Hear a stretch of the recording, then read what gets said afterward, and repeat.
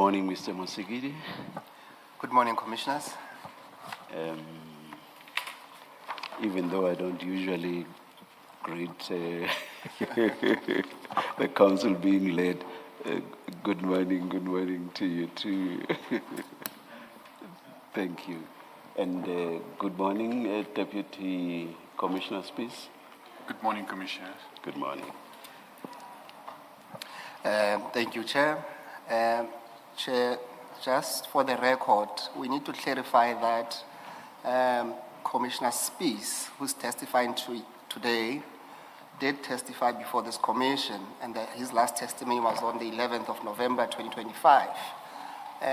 But he was testifying in relation to the events and incident relating to a Ekurhuleni Metropolitan Department. And today it is not a continuation of that. He comes under a completely separate stream, which is what we refer as the Tshwane Metropolitan Police Department. He has since retired, and it was recorded then when he came before the commission that, in fact, when he testified before this commission in November, already he had retired from EMPD and now deployed by the TMPD. February 2025, I think. That is correct. Yes. And he started the SAT on the 2nd of March. March 2025. 2025. Yes, so just so that we are clear that it's not a continuation. We try to label his annexures as well to avoid any sort of confusion as to that testimony. Thank you, Chair. Thank you, Mr. Mosigidi. I've forgotten now whether you saw or you affirmed. Sworn, Commissioner. Do you swear that the evidence you're going to give is the truth, the whole truth, nothing but the truth? If so, please raise your right hand and say, "So help me God." So help me God. Thank you. Thank you, Chair, and good morning, Commissioner Spies. Again, could you just formally put your name on record? My full name is Revo Spies. Thank you. Commissioner, you will see that you should have before you 4 white files. There should be 2 big ones and 2 small files. Can you confirm that? Correct, Commissioner. Thank you.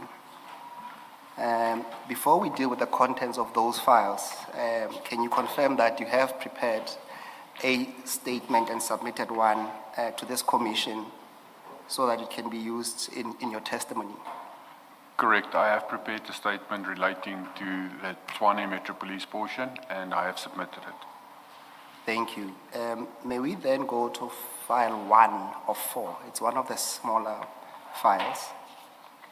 And you will see on the index there, it lists a document, statement of Revo Spies. Do you see that, Commissioner Spies? Correct.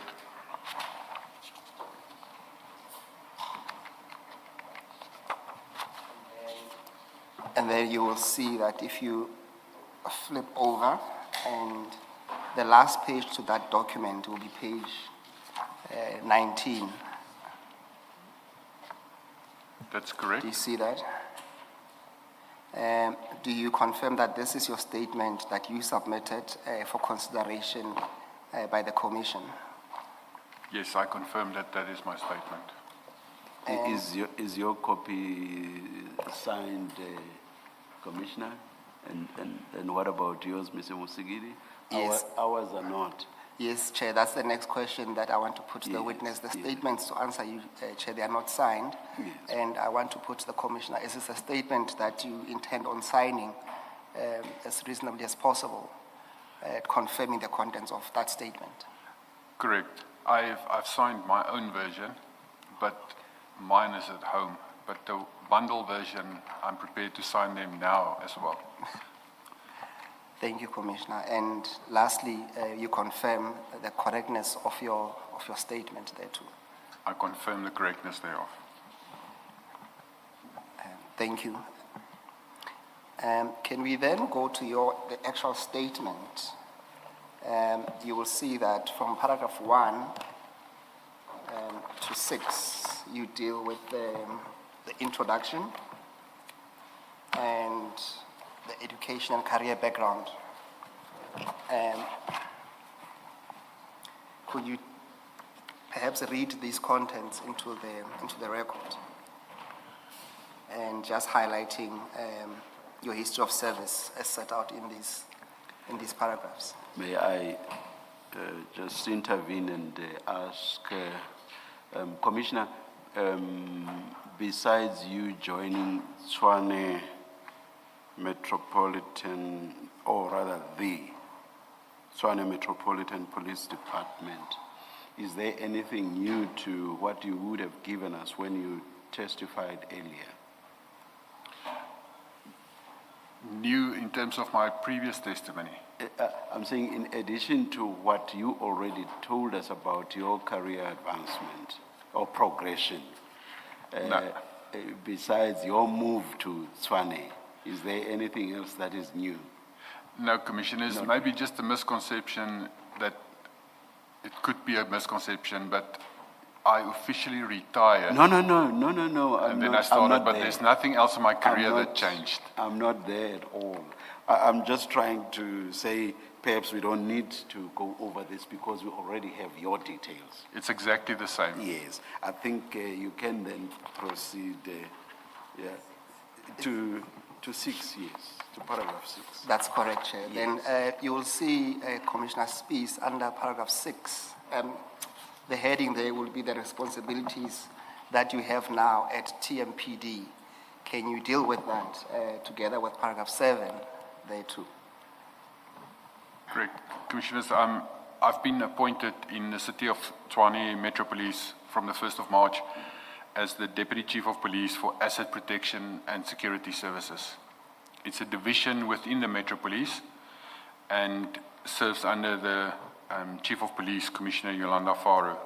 My main functions and responsibilities is to exercise control over this division, and in this division itself, I am accountable for the physical security and technical systems, the operational support around the technical systems and the physical security, and then physical guard services. The difference between 6.1 and 6.3 when we deal with physical security is that we operate a hybrid system, meaning that we have in-house security, which is on the payroll of the city. It is security officers employed by the city. There are 1,270 of those guards, and then there's a contracted portion, which is to 22 service providers, which I will deal with later. That is contracted services who's deployed through the 7 regions. Part of this division, that contracted services, there is a tender in place with the number TMPD 02 2016-2017. And I do understand that this falls within the Commission's subject matter, and it deals with the physical guarding of the city where it's contracted services. That tender itself, as the number indicate, obviously originate from the 2016-27 municipal financial year. So when I testify about that tender, it's about the historical context of it, what I've determined and learned in my 1 year, I've just over a year's service now. Thank you, Commissioner Spies. Perhaps I should bring to your attention that in the past 3 days of the commission, we had Sergeant Nkosi testifying and touching base on some of the tenders that form an integral part of your testimony. So the commissioners at least have been part informed of the issues relating to those tenders, and they might want to interrupt and ask you questions as they understood the terms of those tenders during the testimony of Sergeant Nkosi. But I'm not limiting you to what you would like to share with the commission when it comes to these tenders, but just take heed of that caution. Can we then, with that said... Just before you move to the next section, Commissioner Spies, Chair asked you if there was anything you wanted to add since your last testimony. Your testimony focused on your stint as a Deputy Chief of Police at Ekurhuleni. I just want to understand, at Tshwane, are you on contract? So is it a 3-year contract? What exactly is the situation as far as your employment is concerned? No, Commissioner. At Ekurhuleni, I was appointed as a Section 56 contract employee for a period of 5 years, which I took early retirement. Yes. However, in August 2022, a new government gazette was regulated where only employees that directly report to the city manager as accounting officer is considered or deemed to be Section 56. So when I was appointed in the City of Tshwane, I was appointed as a permanent employee till I reached the compulsory retirement age of 65 years. So I'm now a permanent employee with a performance contract, but not with an employment fixed-term So contract. it's not a 5-year situation that existed? No, it's not that. It's a permanent contract that I've been employed with until I reach the retirement compulsory age of 65. Thank you. Thank you, Mr. Secretary. Thank you. Commissioner Spies, can we then speak to the contents of paragraph 8 and 9 of your statement?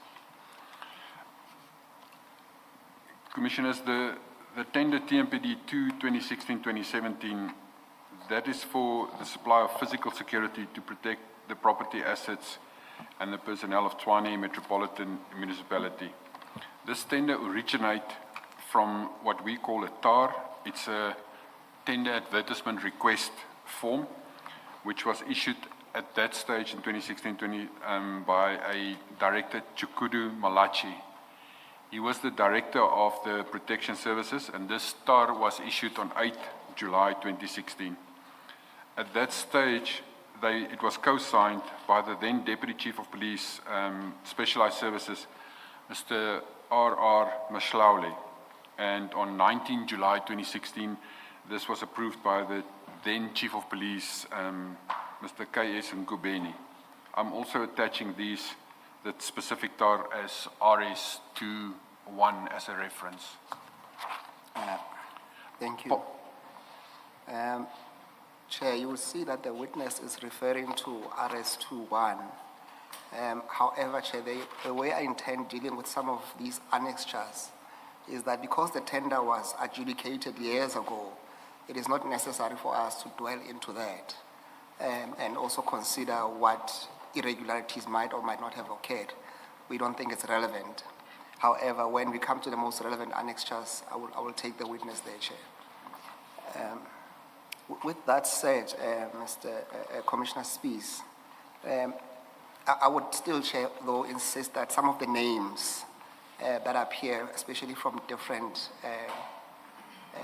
tender committees, be mentioned because they become relevant at a later stage. Thank you, Chair.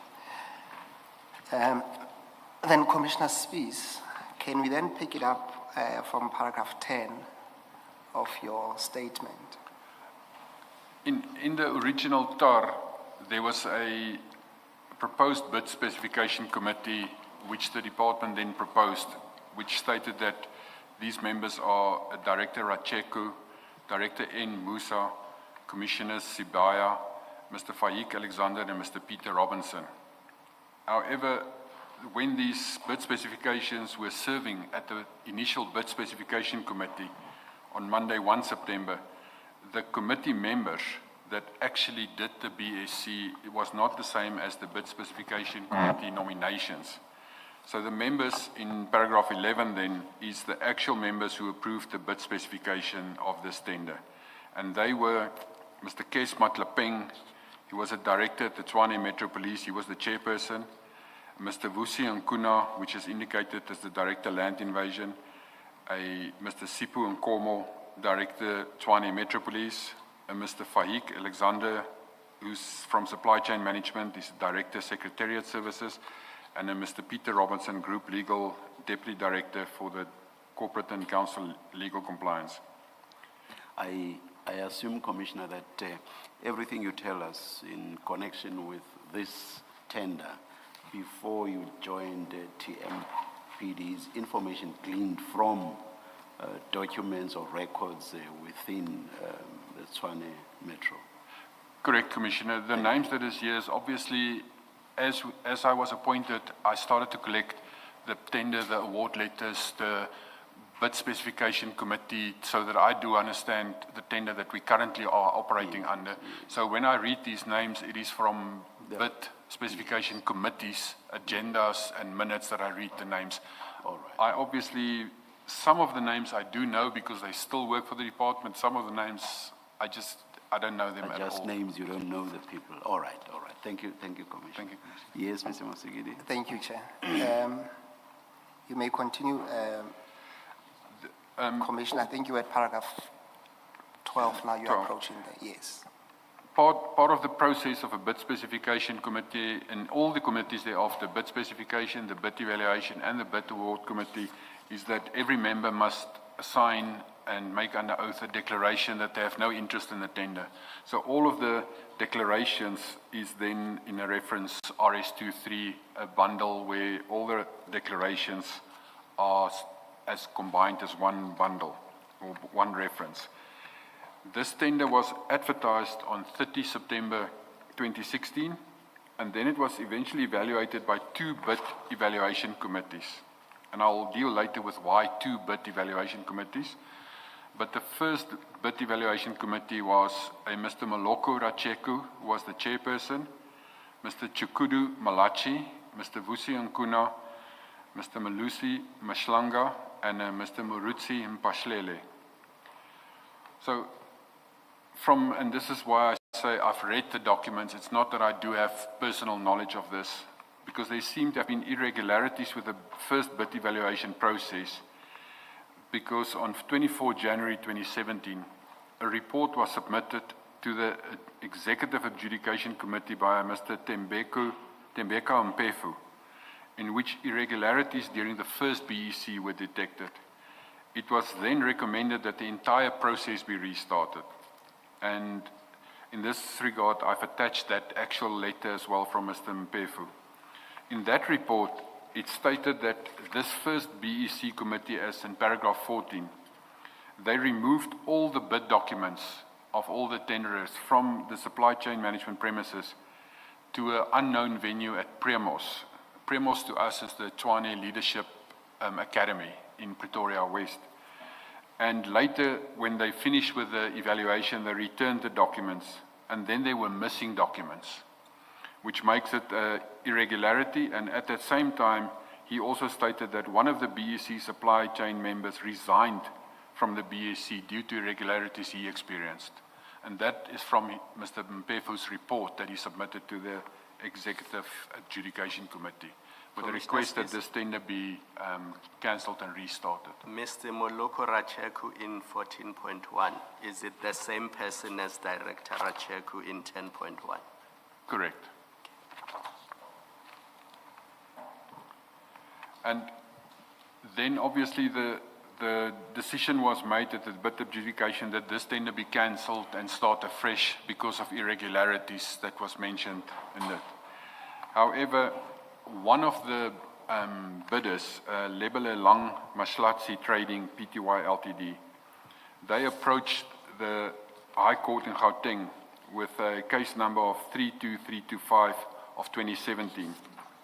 And Justice Fabricius on 24 May 2018 directed that this tender may not be cancelled, it must be re-evaluated afresh, and the same order of the Justice Fabricius also extended the validity of this procurement process by another 90 days. In compliance with this order, a second BEC committee was then appointed to evaluate the tender afresh. This 90-day period is that when a tender is advertised, it normally will have an initial 90-day period that it must be concluded within. So this period is obviously been passed, and that's why the judge then made the ruling that that period be extended to start the process afresh for evaluation only. And then the second BEC committee members which were then appointed was a Mr. Chris Tipe, who was the chairperson, and he was the divisional head of Treasury Department. Mr. Mtubeli Kolisa, he was the group head of Environment and Agriculture Management. Mrs. Verusha Morgan, who was the group head Property. Mr. Kwena Nkoko, group head Health. Mrs. Nosipu Slachwayo, the group head of City Strategies and Organizational Performance. and a Pamela Rakulele Ngabutle, who was the Deputy Director Demand in Supply Chain Management. This committee, after evaluation, it appears that they again resolved that the tender be cancelled due to irregularities during the bid evaluation process, still linked to the original missing tender documents, which were deemed to be highly irregular. And at that stage, the group of 22 companies that were originally proposed to be awarded the tender approached the court again. And then a Ladyship Justice Molopo Setosa issued a court ruling on 22 October 2021 that the tender be awarded to the 22 companies, and the city must enter into a service level agreement with this list of companies. And for that matter, it is listed the court ruling as RS25. And then based on that court ruling, the city drafted the SLAs, and the tender then officially commenced on 1 March 2022 with this list of 22 companies that was awarded in the ruling by the court. Commissioner, would you please look at file 4. I want you to read the contents of annexure RS25 into the record. So it will be this, it's a smaller file. It's file 4 of 4, and then I refer you to page 945.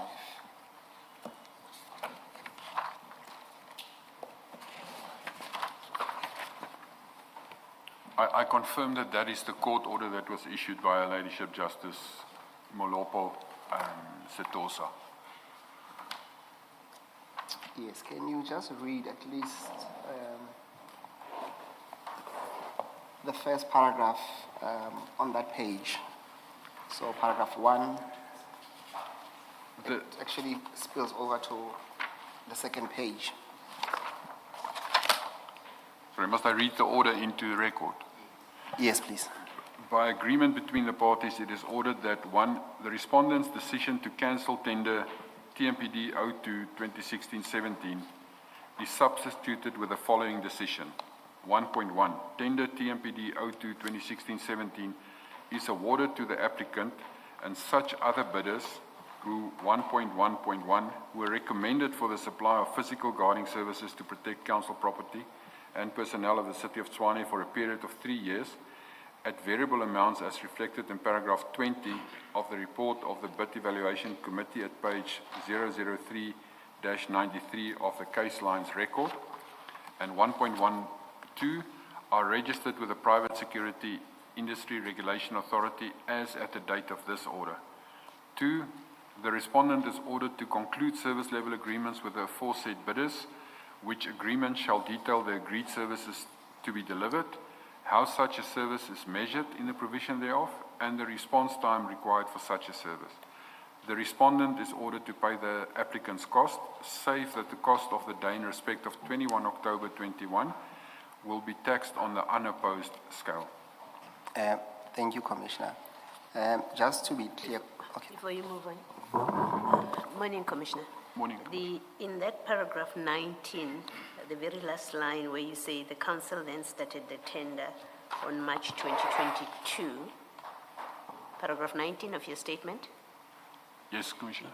When you say it started the tender, you mean implementation Correct, of Commissioner. that tender, not a new tender process? No. It's because of the court order on 22 October, it took a while for the corporate and legal to design and create the service level agreements. And then the service level agreements and the contracts and everything was only completed in February 2022, and the tender then commenced 1 March 2022. Okay, thank you. So because the tender was a 2017, 2016, that year, I think, going into the next year, 16, 17, if it was delayed for what looks like 4 or 5 years, does it mean the previous service providers had their contracts extended on a month-to-month basis? Before this then? Yes. What happened Correct. between 2017 and 2022 when this tender was restarted, as you say on paragraph 19? Correct, Commissioner. There was a tender in place with a group of service providers, And when this tender process was initiated, it was obviously to replace that previous tender. And when the first court interdicts and rulings started, those tenders were extended on a month-to-month basis up to February 2022. So effectively at 28th of February 2022, those tenders then were completed, and on 1 March 22, this 2016-2017 tender actually commenced. Commissioner, you say that the tender was eventually awarded after a second approach to the High Court to 22 companies that were originally proposed to be awarded the tender. I've been going through this back and forth. I don't see where it was proposed that the tender be awarded to the 22 companies. Commissioner, in the BEC committee's minutes Yes. that they submitted to the BAC, the Bid Award Committee, Yes. in that report, there was a total evaluation of 22 companies. Yes. And they did the complete evaluation. And that 22 companies have been in the BEC the whole time. But when it was then submitted, the whole report about that 22 companies was submitted to the BAC with a recommendation that that whole process must be stopped and cancelled. Mm-hmm. So it was not awarded to the 22 mm-hmm. Through the city's actions. The whole way, even though they were evaluated, mm-hmm. and there were 22 companies that was deemed to be by the BEC successful, that report continuously then stated, but there's missing documents, there's irregularities.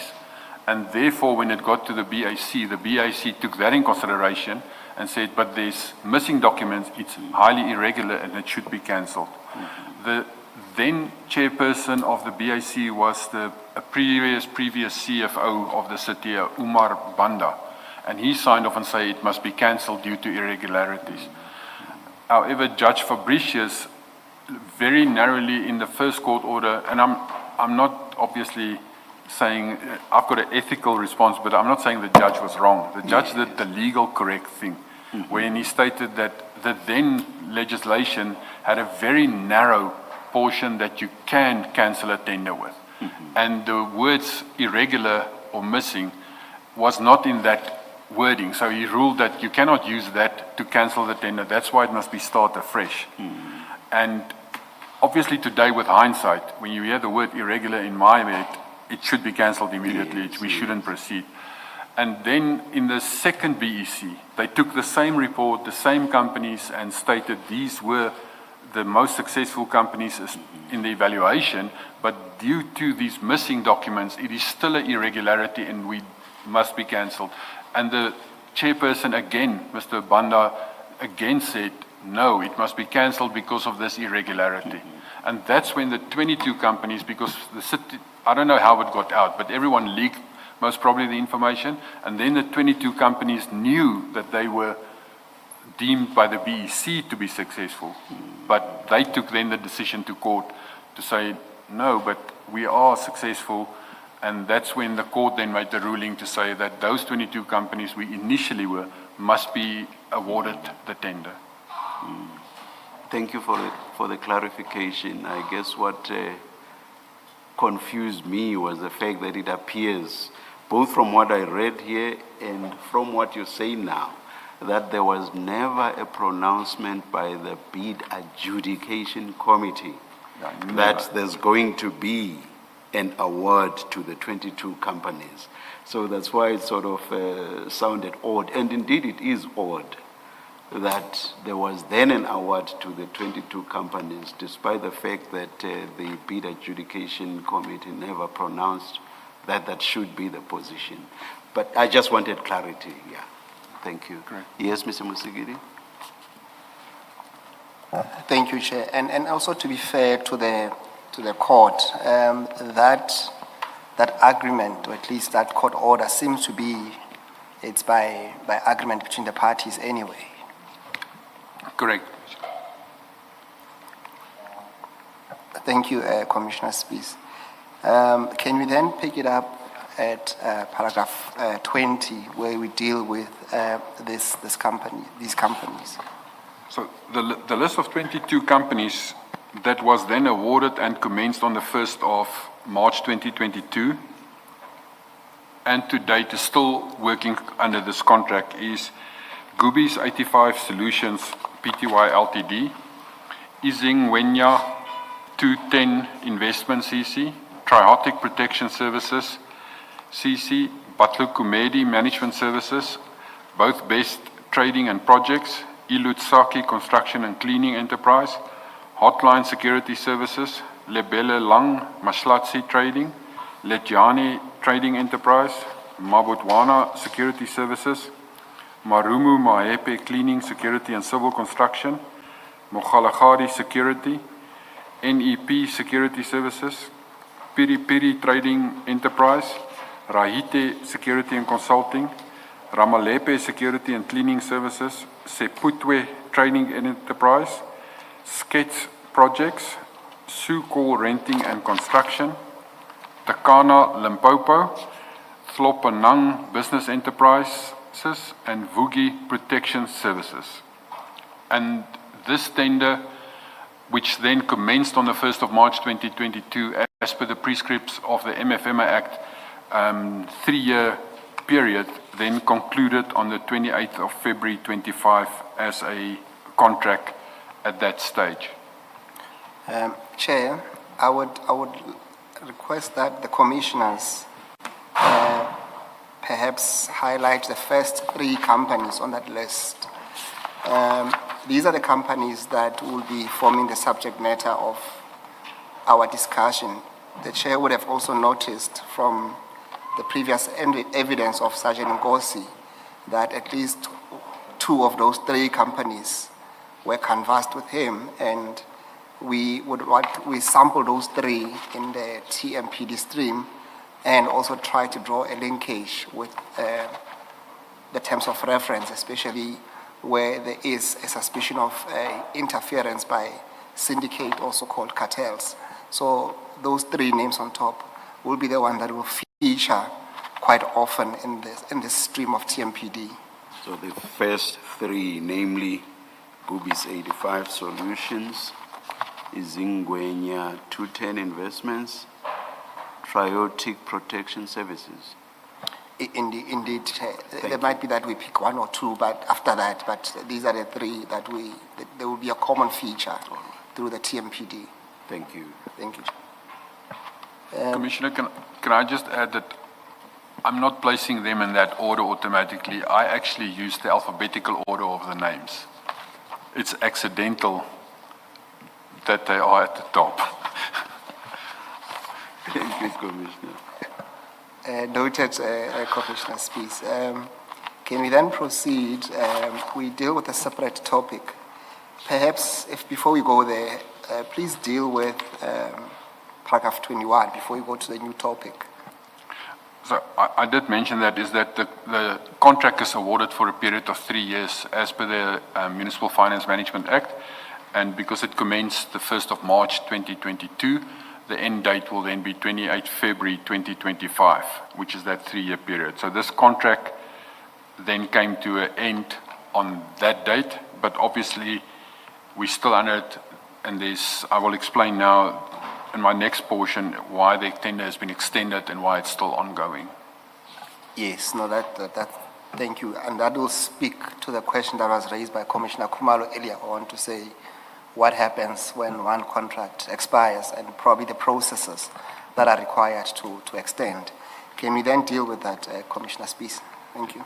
So in this specific, and I think I deal later with it as well, where I just was stated that this specific division that I'm in charge of was created and started on the structure 1 July 2024.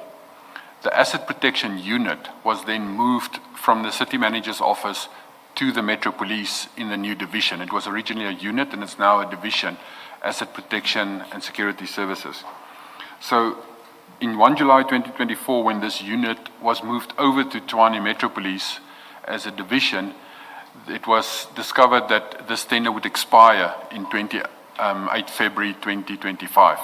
So a new process to replace this existing tender was initiated already in August, internally in the department, but at November 2024, this tender was then registered with a contract number of TMPD 32425, and that started with the process where it was BSC advertised, and the closing date was in the middle of February.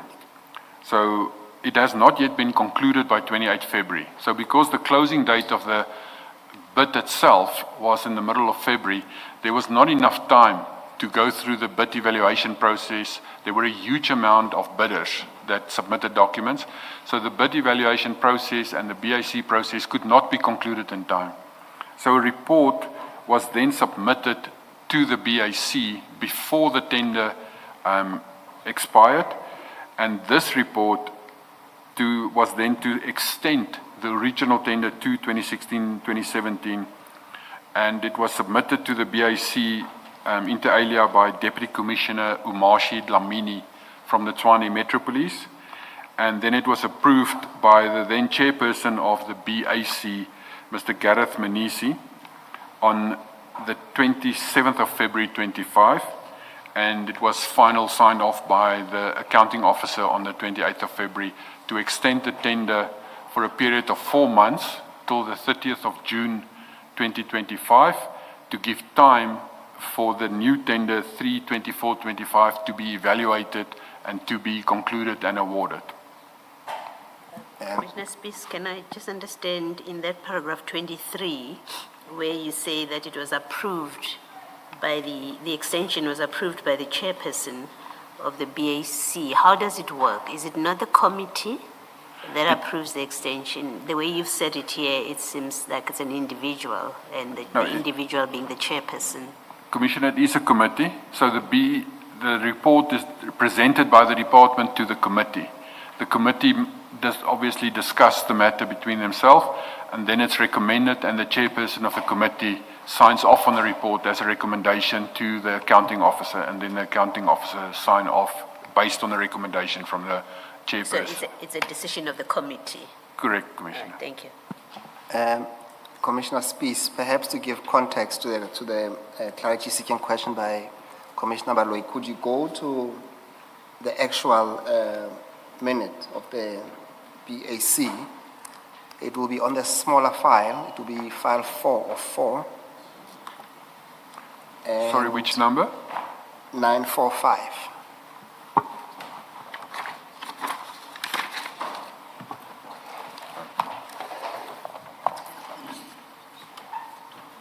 There was one minor issue I wanted to raise earlier, but I forgot.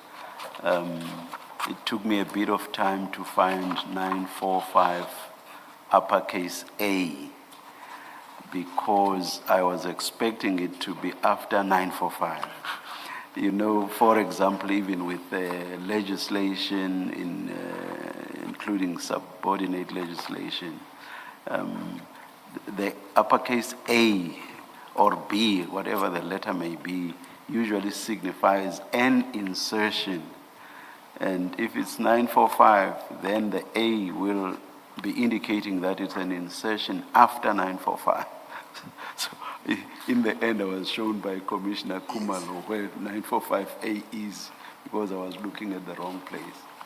That's just for the future. I accept that, Chair. Yes, and yes. I think it is an insertion while trying to sort out the Yes. bundle, as it right. were, but you're quite correct. No problem. We should have mentioned the capital A. So now we deal with 945 with no capital A. Commissioner Spies, are you there? Correct. Yes. Can you read into the record at the very top what this document is? It's the minutes of the bid adjudication committee dated 27 February 2025. And it's a further report where the Tshwane Metro Police Department is requesting for the approval for the extension of the security tender TMPD 2 2016-17 for the supply of physical security guarding services to protect the property, assets and personnel of the City of Tshwane on a month-to-month basis for a period not exceeding 4 months with effect from 1 March 2025 to 30 June 2025. And this is the document you refer to at paragraph 23 of your statement. Correct, that's the bid which was then signed off at the end of the chairperson of the bid award committee.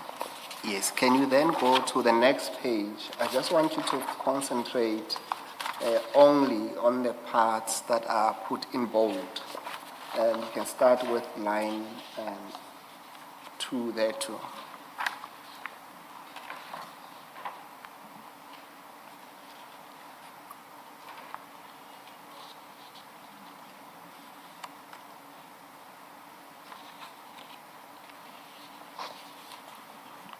Will be on page 946, The middle portion. the middle portion, yes. Yes. As is practice in a BAC report, normally the BSC or BEC chairperson will also be present of the previous committee, but the report itself was presented by Veli Nwandule and Umashi Dlamini from the Metro Police. And then the resolutions that were made is that they noted the amendments that were done as recommended by the Bid Adjudication Committee of meeting of 20 February 2024, and the previous indication stating that the contract had expired and was corrected, and it further stated that it was valid until the 28th of February. It does not require a request for deviation. There was obviously from hindsight, because I wasn't here, is that there was a meeting. Because of the confusion of dates of a contract starts on 1 March and the previous contract was stated that it ended on 1 February. Whereas if a contract starts on 1 March, it actually ends at 28 February because it's valid for a full year. And then on the 20 February, there was a BAC where it was corrected in the BAC and they had to redo the report to come back with this report on the 27th of February.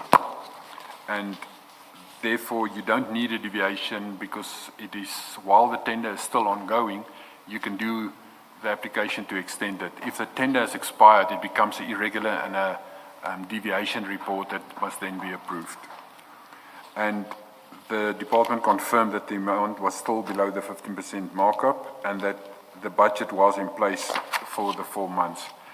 It's also stating then on the next page that the service level agreements is that the date for resuming duties was 1 March because they were arguing in that meeting about does it start 1 February, does it end 1 February or does it end 28 February.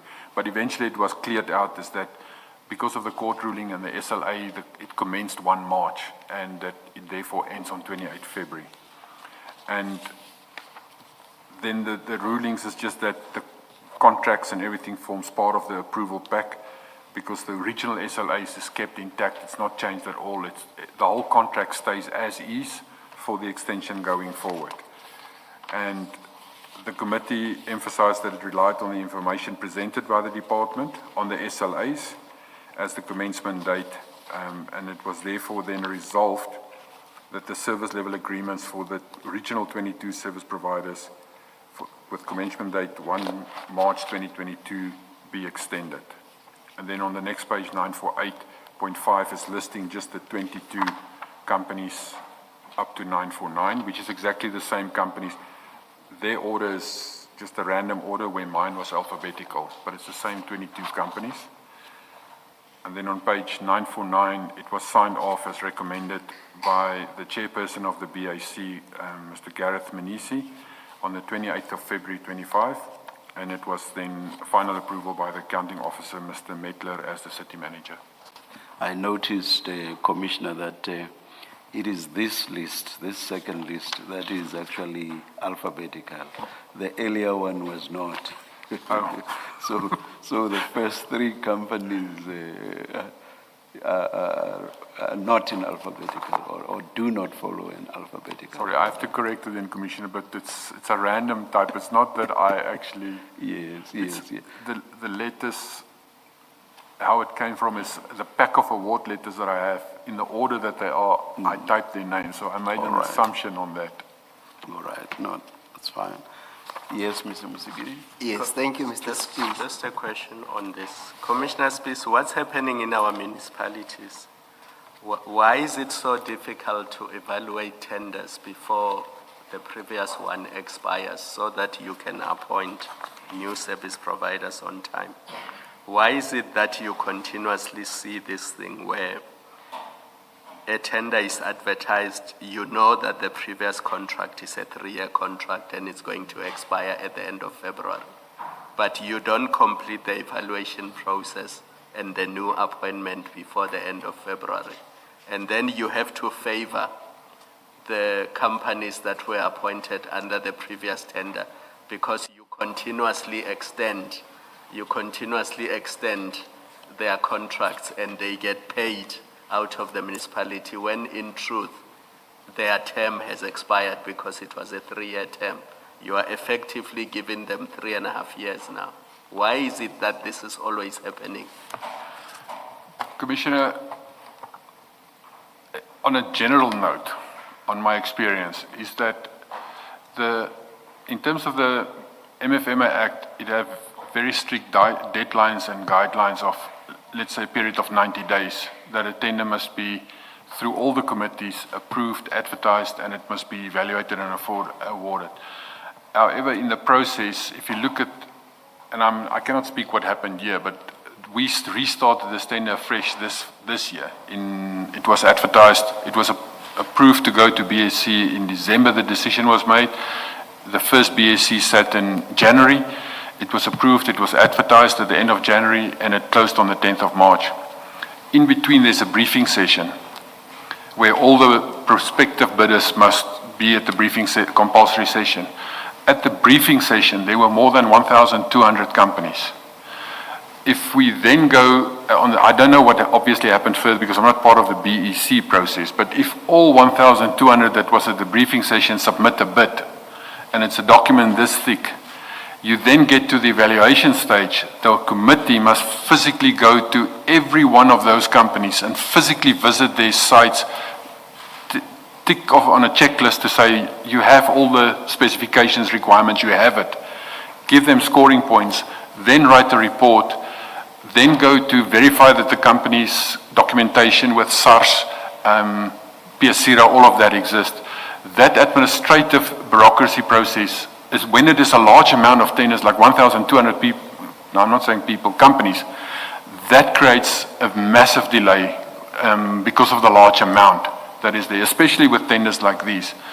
And even now, there's a new process that's been introduced which also make a delay in the tenders. And I will touch on it later as well, which happened in the specific tenders. Because we as management start to notice that there's wrongness either at the BSc or at the BEC, because we know that there's tenders that is highly susceptible to wrongness. The city has introduced a process called probity. So now it will happen that the BEC will evaluate and do all of this work.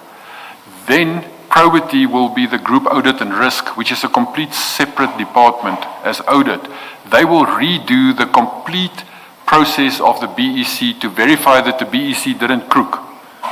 And then, so it's a second evaluation process. And then the probity report will be included into the BEC's result, and only then will it go to the BAC, which still have then the choice to say, but we don't believe whatever BEC or whatever probity found. Probity could found wrongness. And then if probity found wrongness, then the report will actually state that there was wrongness and it be cancelled again. So it is a problematic process of delays that happen because of volumes that is involved.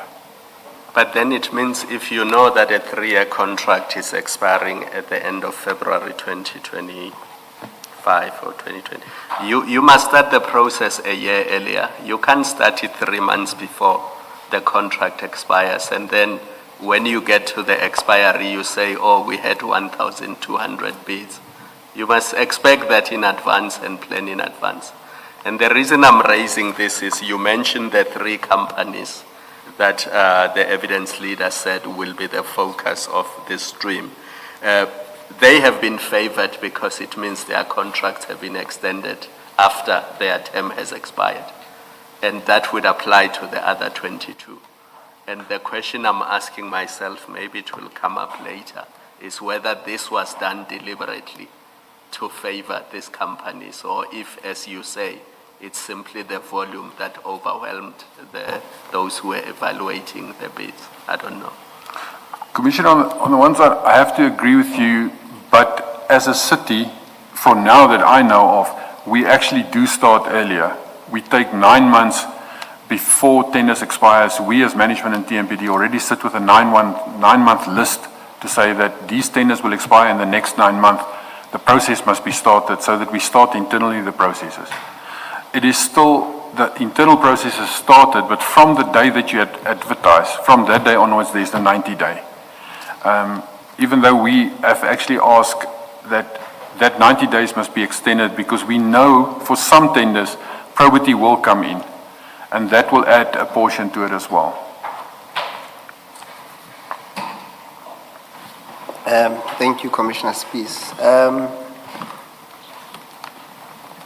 Perhaps to give justice to Commissioner Balui's question earlier on with regard to Gareth Munisi, you'll see that at 949, the question was, we had said in your statement he approved, but you will see there the signature comes as someone who recommended and signed off.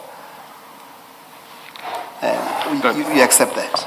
Correct. That's, as I stated, is that the chairperson of the BAC recommend and sign off on it. Yes. Now, what I want to bring to attention is that there has been evidence by the previous witness, Sergeant Nkosi, dealing with WhatsApp conversations between himself, Mr. Gareth Munisi, Mr. Umashi Dlamini, in particular around that specific time of the extension of the contracts and a few days later. So what I want to ask you, fairly so to say that, would it be your fair observation at the very least, nothing higher than that, to say that both Mr. Munisi and Dlamini played some role in the extension of this tender? Correct, but I cannot obviously say I'm just thinking, should we not rely on what is gleaned from the WhatsApp texts on that, and not require the commissioner to express an opinion on the matter? I accept that to an extent that he is dealing with the document that deals with the extension of that tender and the times. And obviously, Chair, we will marry it together at the relevant time to draw the dots with the conversation without drawing him there. But just to bring... I guess what I'm saying is drawing those lines or linking those dots. I don't think that it gets better by whatever view the commissioner may express. I take that. Get what I mean? Yes, Chair. Yes. Yes. I'm not sure whether you completed this by making reference to the approval by the city manager after the chairperson of the BAC had made a recommendation. That is at 949. Did we get to that point? Commissioner? That is after the recommendation by Mr. Munisi, the chairperson of the BAC, the city manager then also signed off approving. Correct, Commissioner. And just to add to that, to the chair's question, just explain to us the role that the city manager plays in this regard as approved. Yes. Thank you. The city manager is, as per the System and the Structures Act, he's the accounting officer for the city as the #1 official, and therefore whatever the BAC recommend to him, he signs it off as the accounting officer. He's not directly involved in the process at all, except signing off as the accounting officer for the city. The BAC committee is the one who make the decision and resolution, which is then signed off as recommended by the chairperson of the BAC, and then the city manager, as only in his role as accounting officer, signs off on it. Thank you. Yes, Mr. Musigiri? Thank you. Commissioner Spies, in your exchange with Commissioner Kumalo, you had touched a bit on the probity process. Can you just pick it up there to an extent that you need to, from paragraph 24? Yes. This new replacement tender, which is the 3/24/25, was then obviously completed and it was evaluated. And in this process, at the end of March, beginning of April, when the BEC concluded its work, this tender was then selected for probity.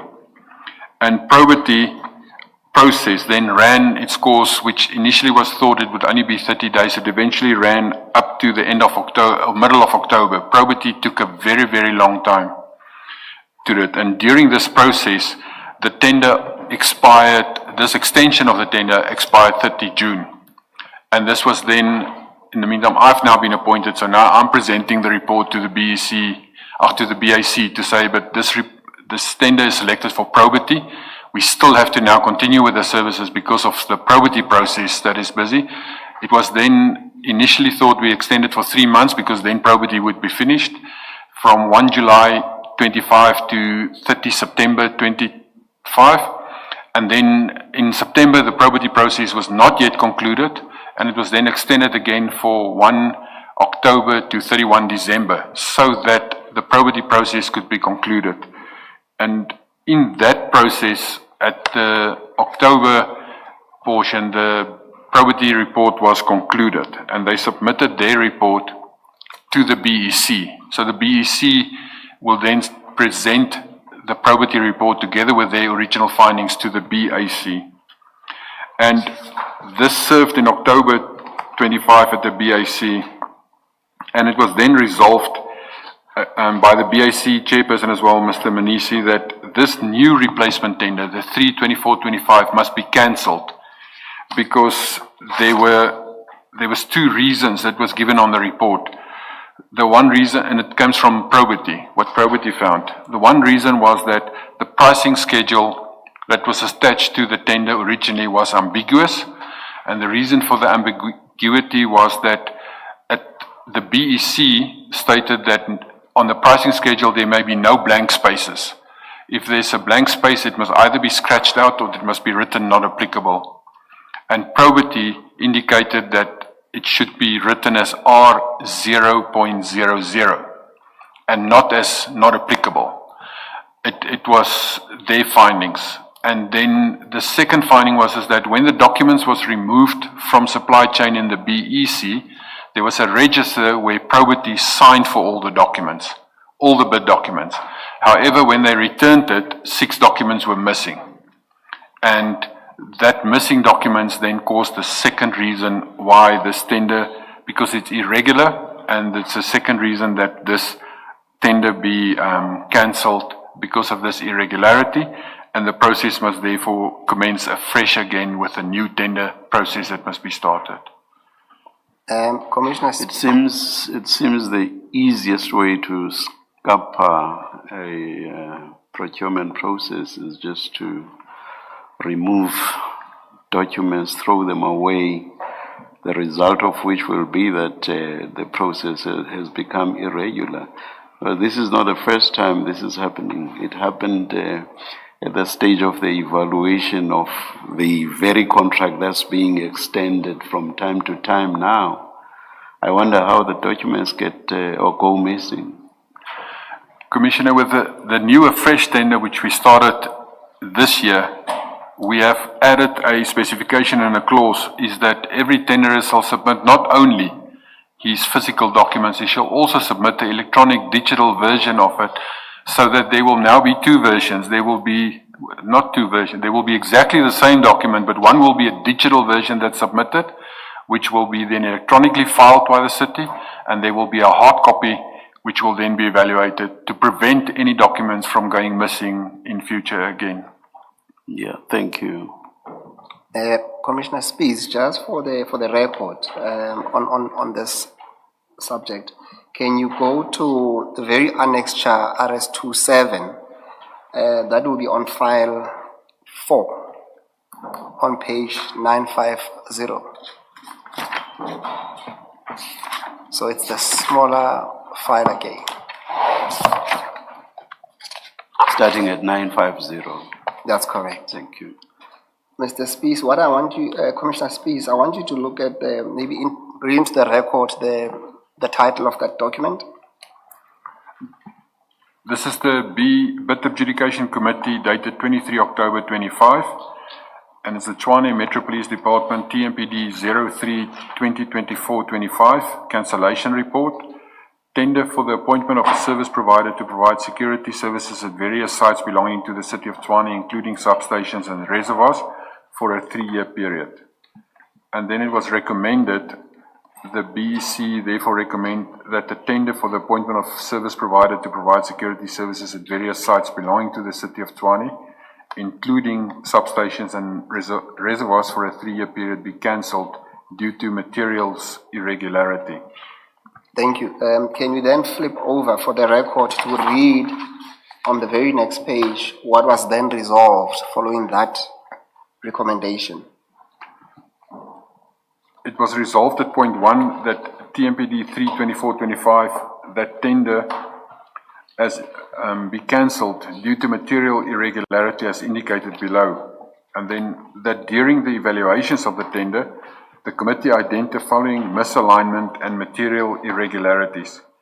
That during the meeting between the BEC and probity teams on 26 August 25, it became apparent that there were multiple interpretations of the specifications, particularly the pricing schedule which was issued as an addendum.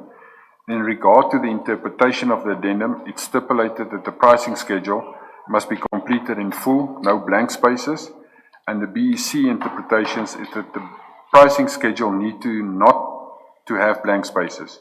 And according to the probity team, the blank spaces must be completed with numerical figures. The specifications stipulated that some areas do not require armed guard, whereas the mandatory requirement dictate that bidders who do not submit firearm licenses as part of their bid would be disqualified. Therefore, it's a disadvantaging those who do not have firearm licenses. The specifications were also silent on the PSIRA pricing guidelines that should be considered. Thank you. Can we then, for completeness, deal with the person who recommended and again the ultimate approval? The committee's chairperson, Mr. Gareth Manisi, also then recommended on the 28th of October 2025, and it was again signed off by the city manager as the accounting officer on the 29th of October 2025. Thank you, Commissioner Spies.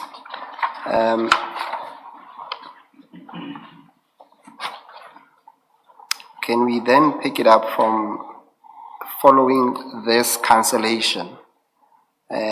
Can we go then pick it up at paragraph 27? So there was obviously then a decision made that this process, because it's now cancelled, it must be started afresh. And then we obviously as a department during December, we revisited the specifications to make sure that it is corrected as per the previous cancellation report, that there could be no ambiguous in this. And a new tender was then started afresh, which is now TMPD 7-2025-26. This tender was approved at the BSC meeting in January 26. It was advertised and it closed on the 10th of March. So when I made the statement where after it will be evaluated, this is obviously in process now. There's a BEC committee that's been appointed that is in the process of evaluating this new tender as we speak now.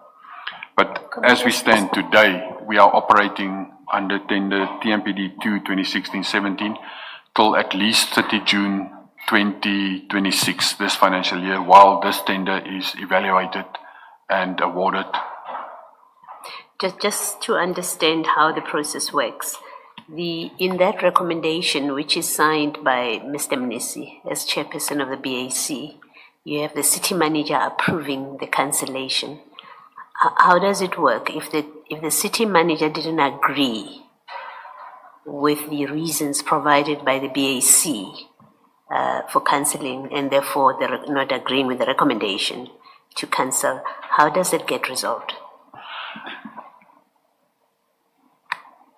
Commissioner, luckily I'm not a city manager, but if a city manager disagree with the committee, the BIC committee or the recommendation, I think that he will refuse to sign. He will refer it back to most probably the group audit and risk to do a forensic investigation about why the committee makes the decision. If the report doesn't clearly explain the legislative compliance and why it's making this recommendation.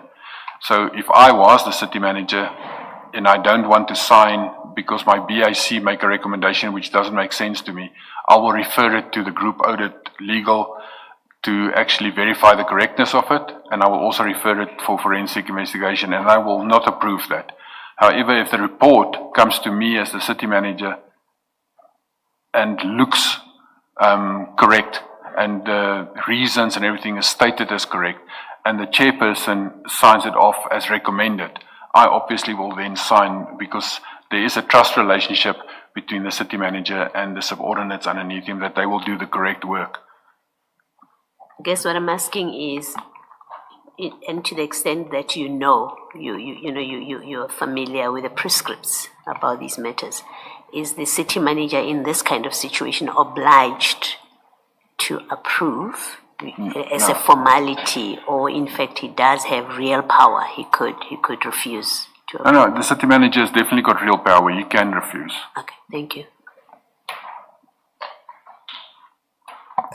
Thank you, Commissioner Spies. In the next paragraphs, you deal with payments of this tender and obviously the financial implications of the extensions of this tender on the TMPD. Can you just pick it up then on paragraph 29 of your statement, Commissioner? This tender itself comprises of two elements to it. One is what we call the watchman services, which is paid to the 22 monthly companies, which is sites that have been identified where they are deployed on a regular basis, on a monthly basis. And then there's a second portion which we call internally ad hoc services. Ad hoc services is emergency need. It is when it's a situation where there could be a break-in at the site on a Friday evening and we need emergency guards at a short notice. That is ad hoc services, and these are then temporarily, and in the new tender, for instance, that will be an hourly service, and if that hourly service extends to be longer than a month, then we will pay the monthly service.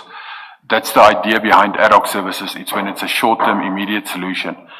Ad hoc also relates to the city departments will identify, they for instance have capex projects where they build new facilities. It could be that the water services department will, for instance, or water and sanitation will build a new hydroelectrical scheme.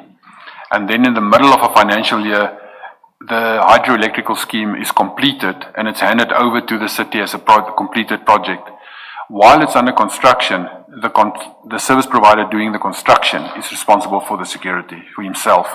But when he hands it over to the city and it becomes the city's property, the moment that happens, the city must become responsible for the protection of that.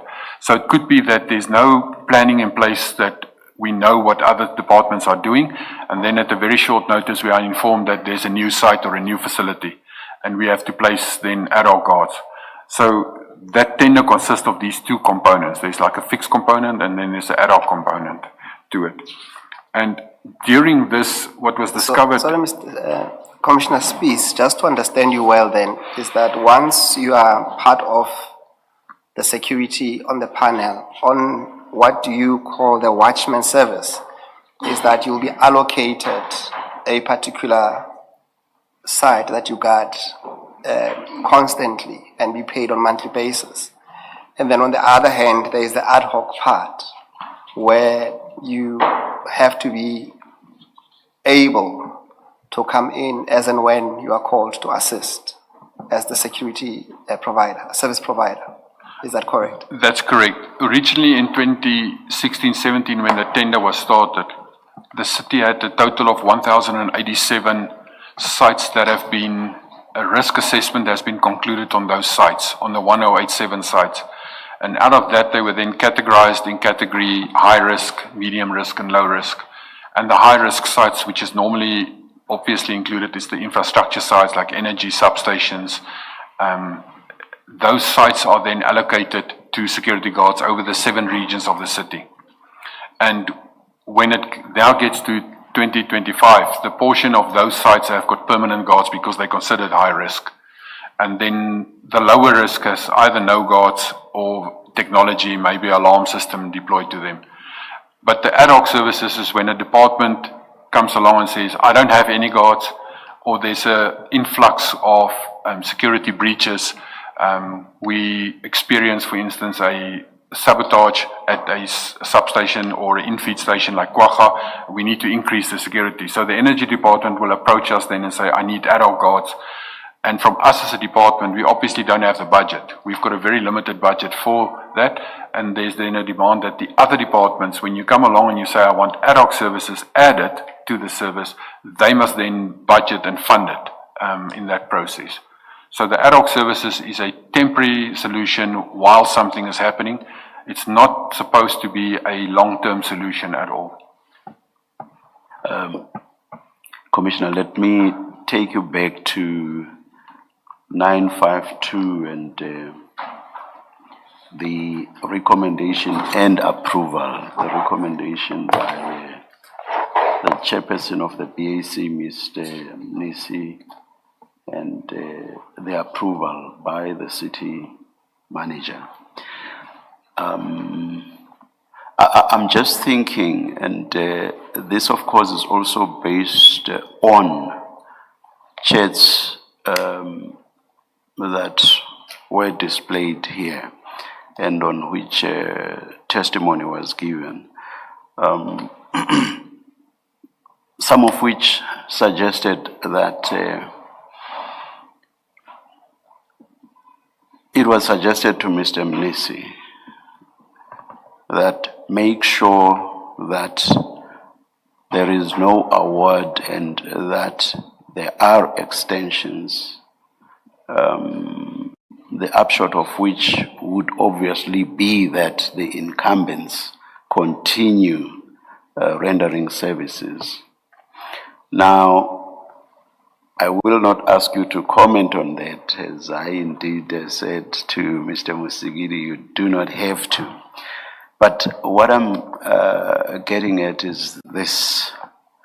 If indeed what those chats show us may have led to or informed this extension, so what appears proper here and on which there's a recommendation and approval may well have been simulated and not something real, so to speak.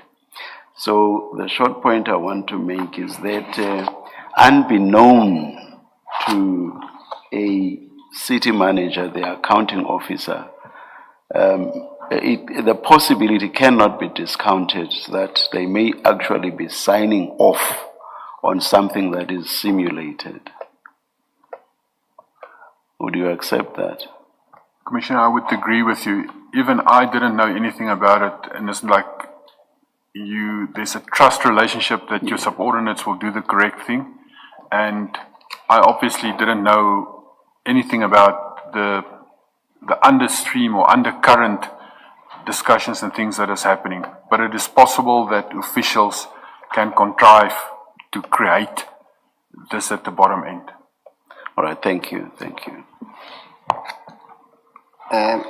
Commissioner Spies, in trying to understand what you've dealt with in terms of the watchman services and the ad hoc services, we have sampled a company called Kubi's 85 Solutions, which you deal with at paragraph 30 of your statement. Can you take it from there and just deal with it? Okay. During the existence of the tender, the service provider, who was paid the largest amount for ad hoc services specifically, was Kubi's 85 Solutions. I've also attached a spreadsheet listing the total payments made between July 2024 and June 25. And This is also further reflected on Goobies 85 Solutions bank statement, which is annexure RS28. And during this time, this period for the ad hoc services alone, a total amount of 59,133,986.32 was paid to Goobies for ad hoc services only, over and above their normal monthly deployment of guards, which averaged approximately 3.5 million rand a month. That's their normal deployment, but the ad hoc is from over and above that amount. Commissioner Spies, perhaps let's just take one step back before you move on to paragraph 31. You've made reference to annexure R82, which you said it's a sample of the bank statement of Goobies. Can we just go there? And perhaps to be correct, it's not a sample of the entire statement. We've taken out at least what's the payments made to Goobies by Tshwane. That will be page, so it's file 404, the small file, and then it's page 953. Correct, Commissioner. It's, as I stated, it's just the amounts that was paid to Goobies on ad hoc services that is reflected in that statement. And to be correct, in your statement, Commissioner Spies, you say that this will reflect amounts between July 2024 and June 2025. But if you pay close attention, unless I'm mistaken, it seems on the second column that total only relates to payments made in 2025. The ad hoc services, when I actually look at it, there's other emails that I will touch later on. It originates from an email which was sent on the 12th of March. And in that email, it was mentioned that in January 2025 and February 2025, it escalated, that the ad hoc escalated. So that's why this is only looking at that period of the 6 months, but it's in the financial year 24-25 when this was drawn from what was paid to Goobies. And Chair, at the relevant times, we will draw the necessary links with the chats that was happening at that relevant time to show the effect of these payments. I will not put that to Commissioner Spies to deal with. Commissioner Spies, perhaps then you can go to paragraph 31 that you started dealing with. So during this time, that amount of 59 million rand was paid to Goobies 85 for ad hoc services only.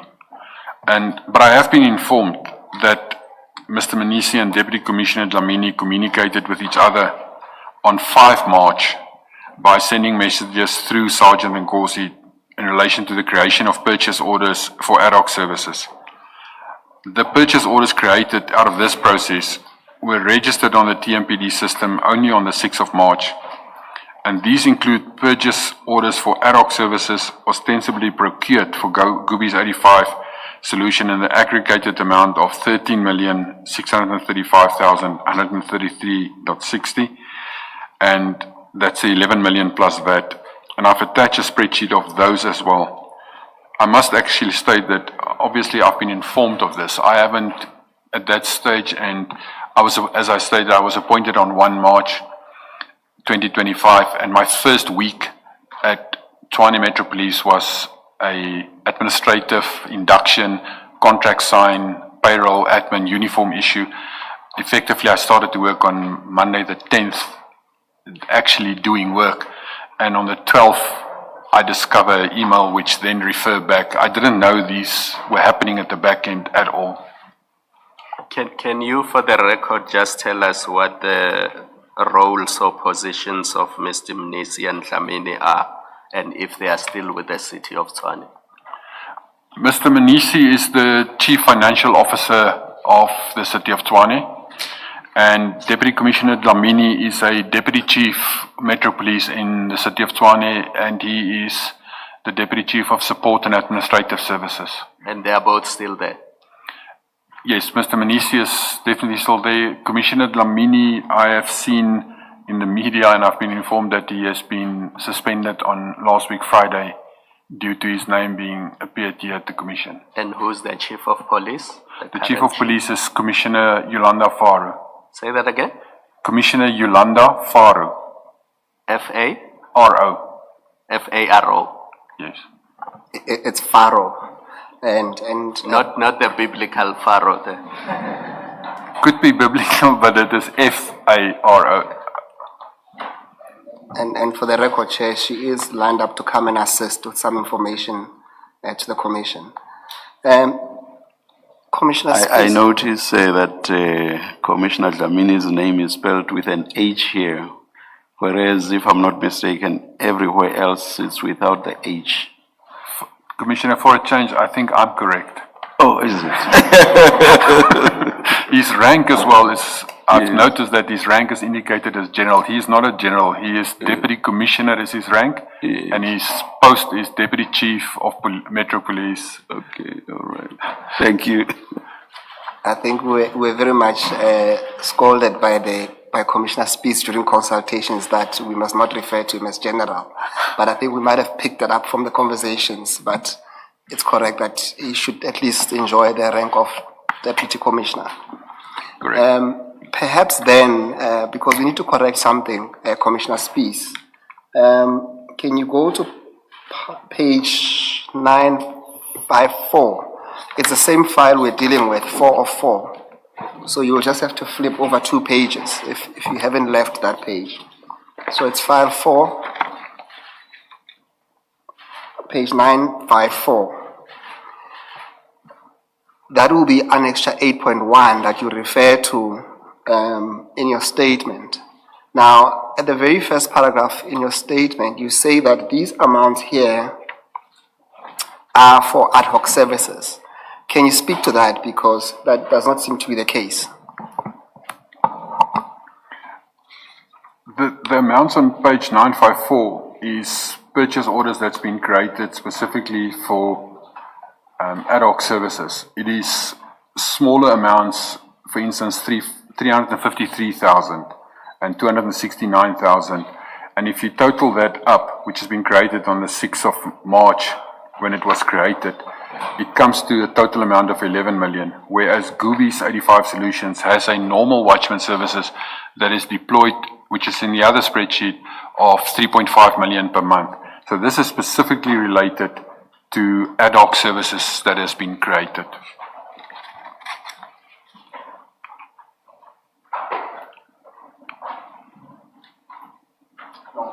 Thank you. Can we then go to, I think we're starting to deal with the next paragraph, 32.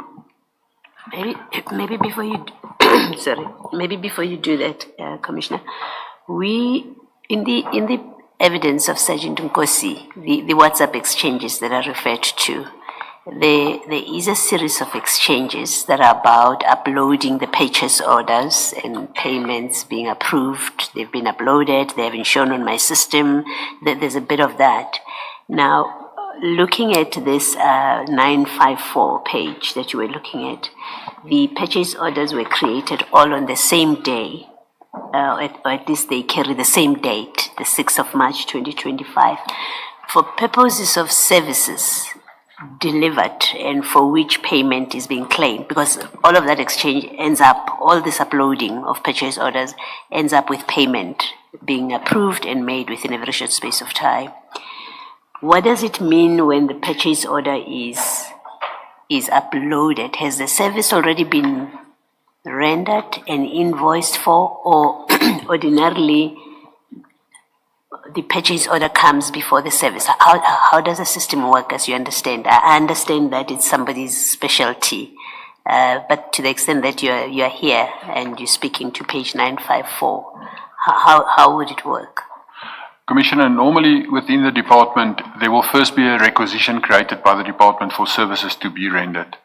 And then a purchase order will be generated and based on the requisition from the department. And that purchase order will then be given to the supplier. Okay. He will then deliver the work as per the purchase order, and at the end of the period when he delivered the work, he will submit an invoice. I see. And that invoice will then be processed, linked to the purchase order and to the requisition. And that payment will then be effected. So for Watchman Services, there is a purchase order created in the beginning of the financial year because it's a fixed deployment of how many guards will be deployed. And that is then one purchase order for that service for the year. Sorry. But the ad hoc services, purchase orders are created as and when it's needed. And that is then, as soon as the purchase order is created, it is then paid per invoice as it's delivered. There is also a monitoring team from the Asset Protection Security Services that if there is a purchase order, that they will actually go and inspect and see that there is guards deployed, there is work being done, and then the invoice process is signed off. This is done in my division in the security section portion of it, which is headed by Director Chukuru Malachi. So he, and even the award letters, will then verify that the work has been done, sign it off, and submit it for payment. Okay, thank you. I suppose, Commissioner Spies, the more pointed question would be, is it possible to load these purchase orders and have them processed where the actual work has not been done? I can't do that. The purchase orders is created by the finance department or in our department. I don't know exactly who the individual is who created. If they're corrupt, most probably it can happen, but it shouldn't be able to happen. There should be a trail of the requisition, sign off, the purchase order trail. There should be paperwork trail to that, and that should then be linked to work actually being conducted as well. Yes, I think we will touch base a bit later on ghost, at least ghost employees that are at least not positioned where they are, and all of that, dealing with the invoices. But then can we proceed? But just before that, you referred to site inspections to see where or verify whether work is indeed being done. Are those inspections ad hoc?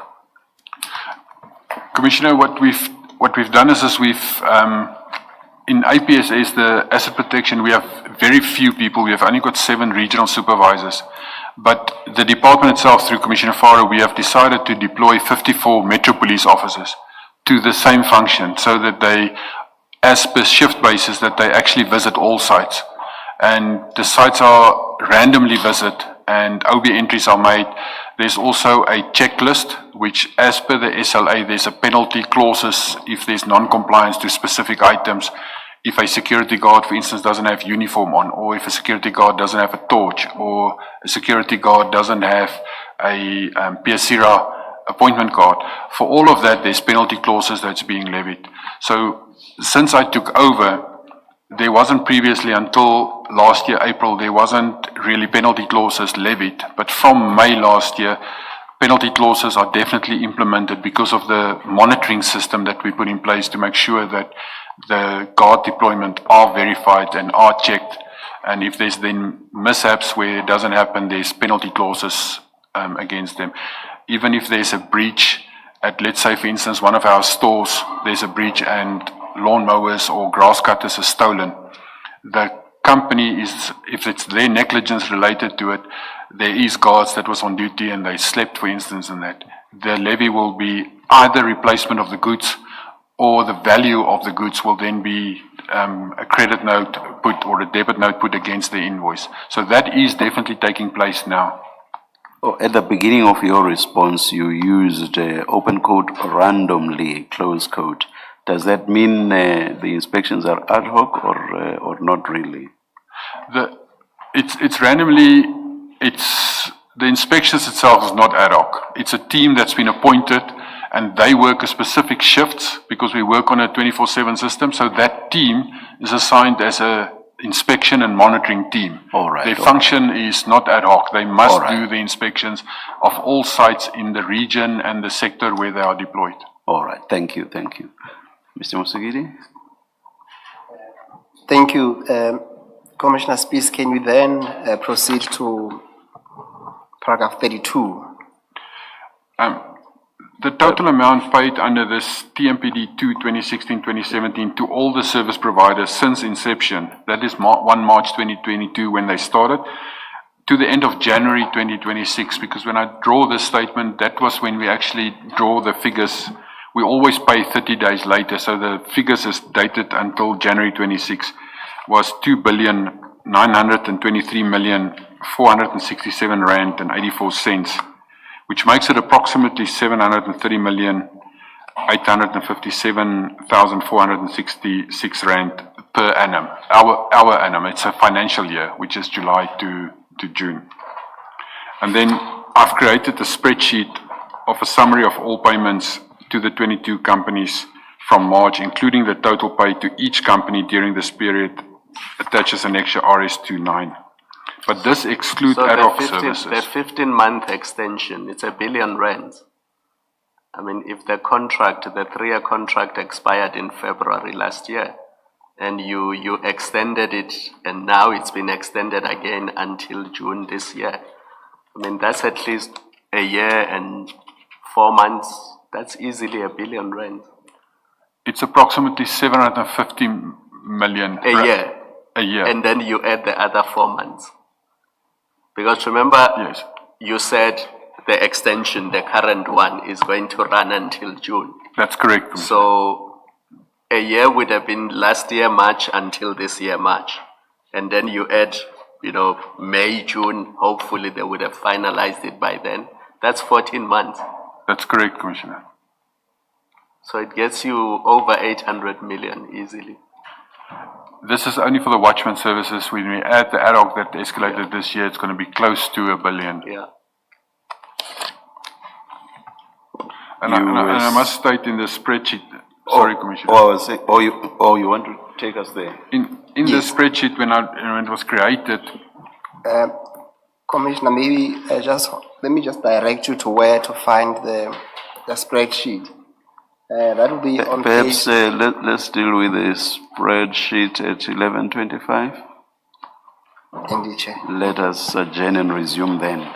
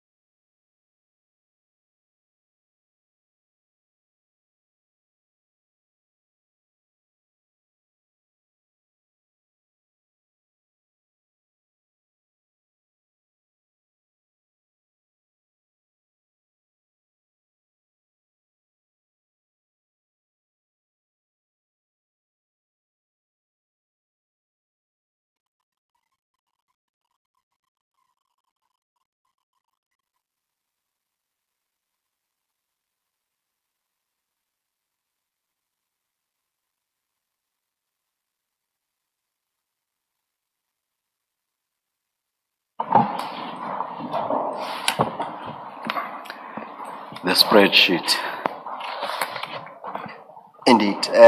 Commissioner Spies, before we went for tea, we're talking about an amount of 2 billion, and you prepared a spreadsheet to demonstrate how that amount came out. The spreadsheet, it's on file 4, the small one again, page 963.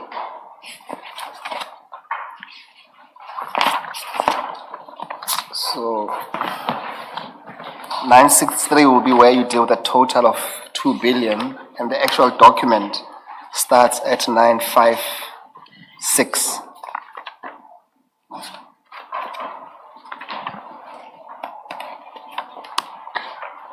That's correct, Commissioner. Yes, can you speak to that? I Please. think 2 billion is an understatement. I mean, this is almost 3 billion. Is it not 2.9 billion? That's correct, Chair.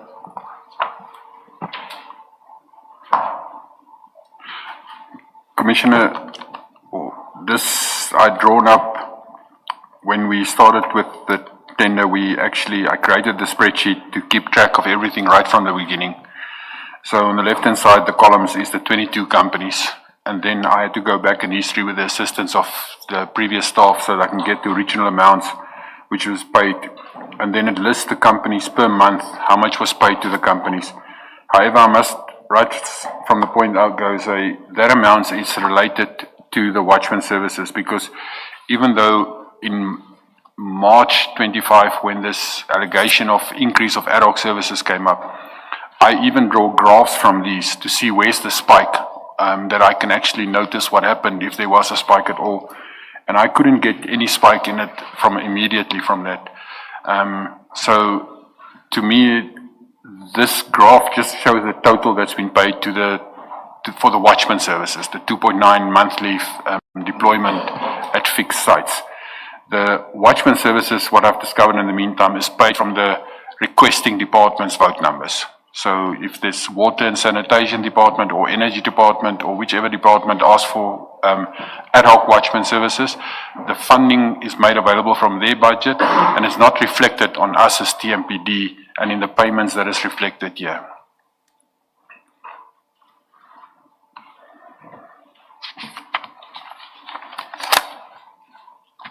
Commissioner Spies, is it then correct when you look at this spreadsheet, the amounts there are fairly average and consistent?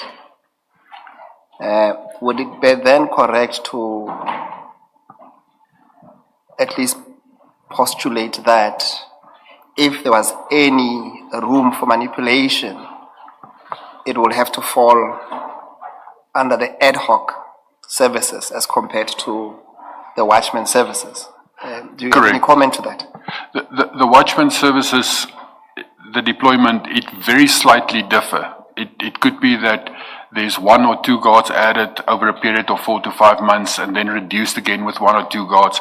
So the payments stay consistent through the years. There's very, very little movement there in the watchman services. And that's in the analysis as well that I performed on this. That's why it sounded to me very strange and fishy that there's these large amounts being paid to security without us picking it up. And only then, when we start to delve into this deeper and deeper, we actually discovered that the fluctuations actually came from the ad hoc services that was assigned on the sideline.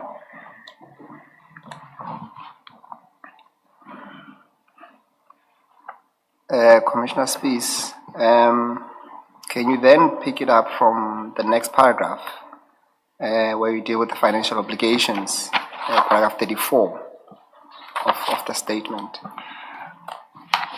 At the end of June, which is the end of our financial year, it was very clear that our budget needs an upliftment of 91 million rand because we've exceeded our budget and we could not pay for the services because of these sideline ad hoc services. So there was then, by the Chief of Police, a specific letter that was drafted in the department to say that the service providers for the period of May to June 2025 is that they must be paid, and it's recommended by the Chief of Police has actually created a letter to the CFO, who is Mr. Gareth Manisi, and then it was approved by the City Manager, Mr. Metler, that the upliftment of the funds be authorized so that the service providers could be paid in the financial year.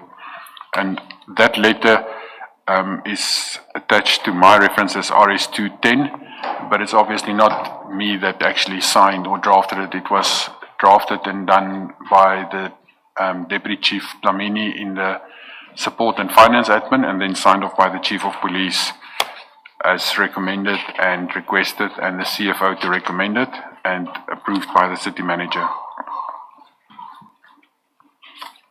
Chair, I believe that this letter is quite important, this upliftment letter of funds. Can Mr. Spies go to it? I need you to read it into the record. That letter appears, it's still on file 4, page 964. And perhaps for the record, then read paragraph 1, 2, 3, and the last paragraph of that letter. The subject of the letter is upliftment of funds on security services, watchman services. The Tshwane Metro Police Department wishes to seek approval for the upliftment of funds on security services to the amount of 91 million rand for 24-25 financial year, to settle invoices for security services rendered for the period of May and June 25. The city operates a hybrid security model that integrates both in-source security guards and contracted private security companies. This approach was adopted following a court ruling in August 21, which directed the city to contract 22 private security service providers for a 3-year period. This contracted services began the services with the city on 1 March 22, and the contract expired on 28 February 25. An approved extension of the current contract was set to expire on the 30th of June 25. The BAC approved a further extension of the security services for a period of 3 months from 1 July to 30 September 25. During the financial year, the city approved and made a budget available of 307,129,702 million for provision of security services to protect the property, assets and personnel of the City of Tshwane. And during the budget adjustment period, an additional 350 million was allocated to this service, as the initial budget allocated was in deficit. The adjusted budget was calculated and determined based on our monthly expenditure on the normal security services contract, and it meant that the city would be able to honor its financial contractual obligations until the end of financial year if only normal security services were honored. The budget for watchman services is centralized with the TMPD. The client departments are allowed to procure ad hoc security services that's based on their security needs and following the need assessment. The above mentioned provision is to be followed provided that such approved is made subject to the availability of funds. The cost thereof should be borne by the client department for these additional services. And the client department's water and sanitation department approved additional security services but did not make funds available to enable the TMPD to settle the invoices.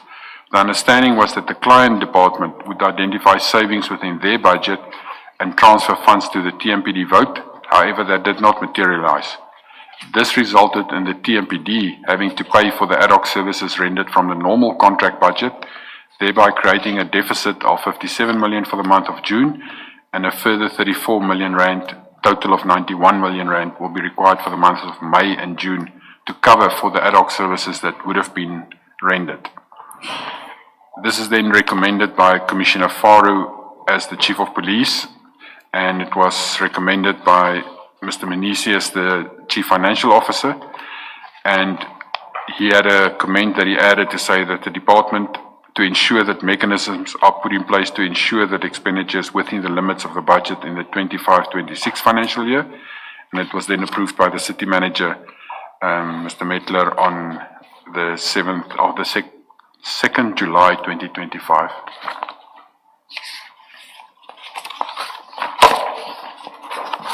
Commissioner Spies, is there anything that you want to add or comment on that request for an upliftment of that 91 million?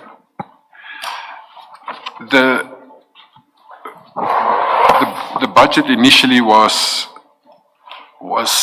created, if you based it on the previous financial year, the initial budget allocated was half of what was normally allocated.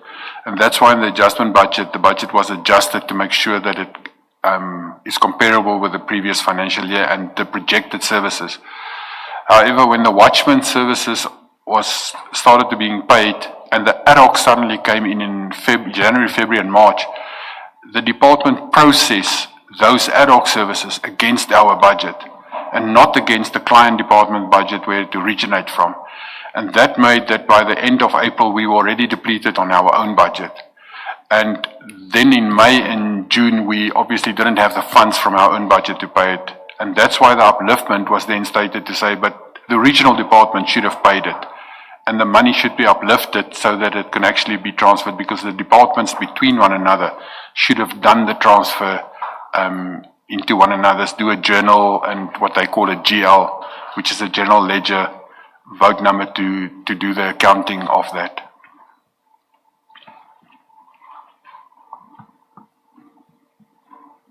Thank you, Commissioner Spies. The next paragraph, it identifies a person by the name of Malachi, and the next paragraph, they have significant relevance to him. Can you take us through that and also explain who is Mr. Malachi? Where does he fall in a chain of command within the TMPD? Thank you. Director Malachi is, and I just have to go slightly back into the history, is that the section that dealt with the security tender in the 2016-27 process was then called the Asset Protection Services Unit, which was a unit within the division specialized policing services. That unit was relocated to the city manager's office in 2019 from TMPD. So there was an instruction that this unit are relocated to the city manager's office, and that project managers on the various award letters was then indicating that Director Malachi and Mr. Nava Pillay is, in terms of the award letters, managing the security contract, TMPD 2 2016-17. And the whole period from 2019, from the start of the tender, everything was then done from this APS unit in the city manager's office. In July 24, this unit was then relocated back to Tshwane Metropolis with effect from 1 July 2024. And it was placed then under the new division of which I'm now the divisional head, Asset Protection and Security Services. And part of my portfolio is that this division of Asset Protection and Security Services have then this section within me, which is the Security Services and Guarding section. And Director Malachi is appointed as the Director for Security and Guarding Services, and he reports directly to me. The deployment, the monitoring of the security companies and the invoicing processes fall directly under his auspices. He signs off on it, he does the deployment of it, and once he signs off it and do the deployment, he obviously, as the sectional head, he submits it directly to the Deputy Chief, Support and Administration, which falls under the control of Deputy Commissioner Lamini. And however, Director Malachi has been suspended by Commissioner Farrow on recommendation from myself since the 4th of July due to consequence management being implemented against him. And at the moment, Colonel Reginald Mashlangu is acting in his stead formally as the Director of Security and Guarding Services. And that matter of Malachi is still ongoing. It's sub judice. It started as the disciplinary hearing, but it's not yet concluded. Commissioner Spies, just to assist the Commission, how has been your relationship with Director Malachi since you arrived in March 2025? The professional relationship, I mean.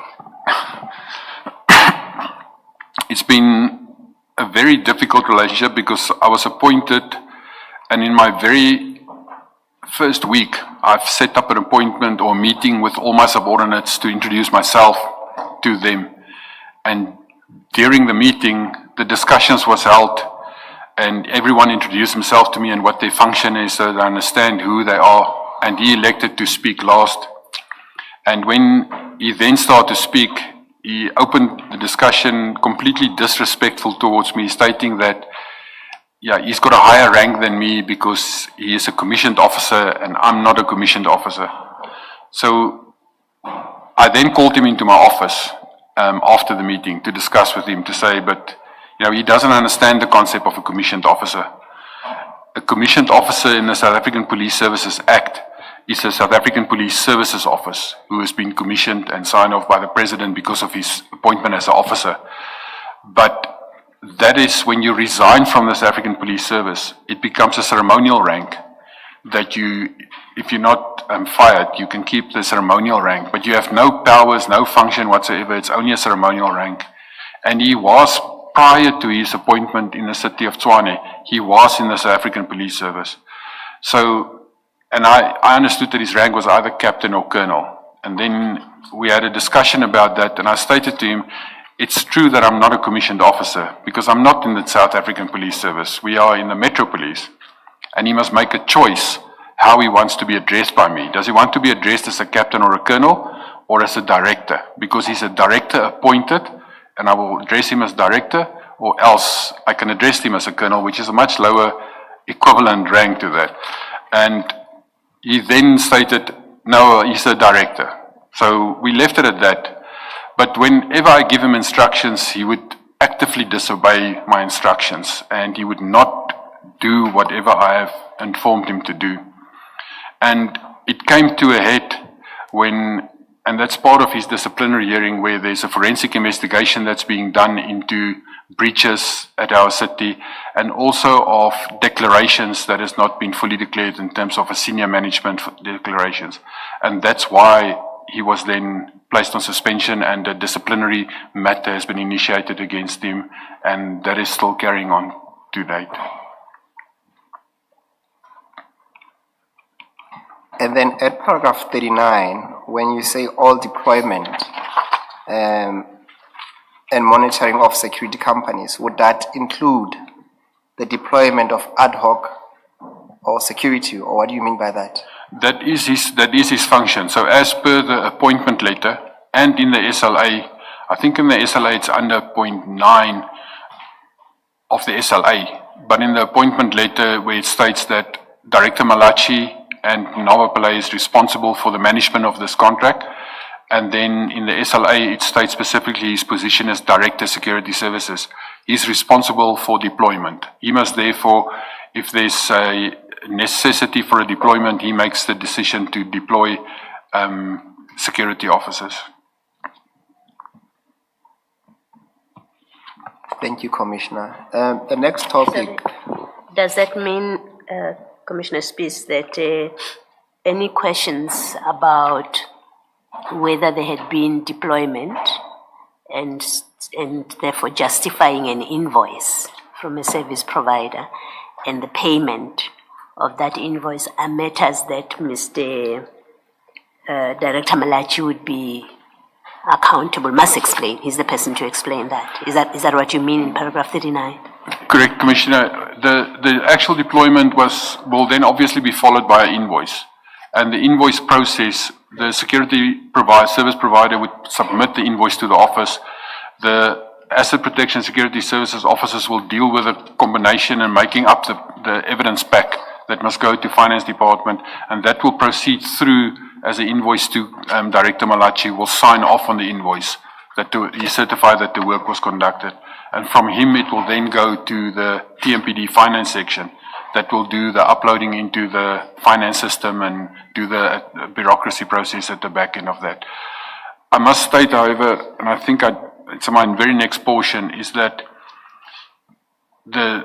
we'll touch on that when we get to it, is that the process has been slightly changed for that, is that we do not allow ad hoc services now. We've introduced a new procedure, from between the 12th of March, which initiated from the 1st of April, where the client departments would now fill in a form that has been designed by us, and this form will then have to be signed off with a motivation and full explanation why they would need ad hoc guards.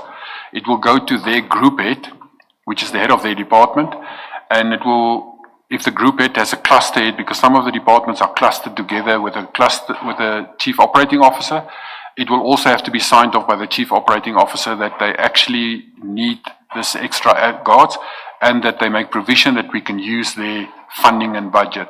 It will then come through to us as a department, to me specifically.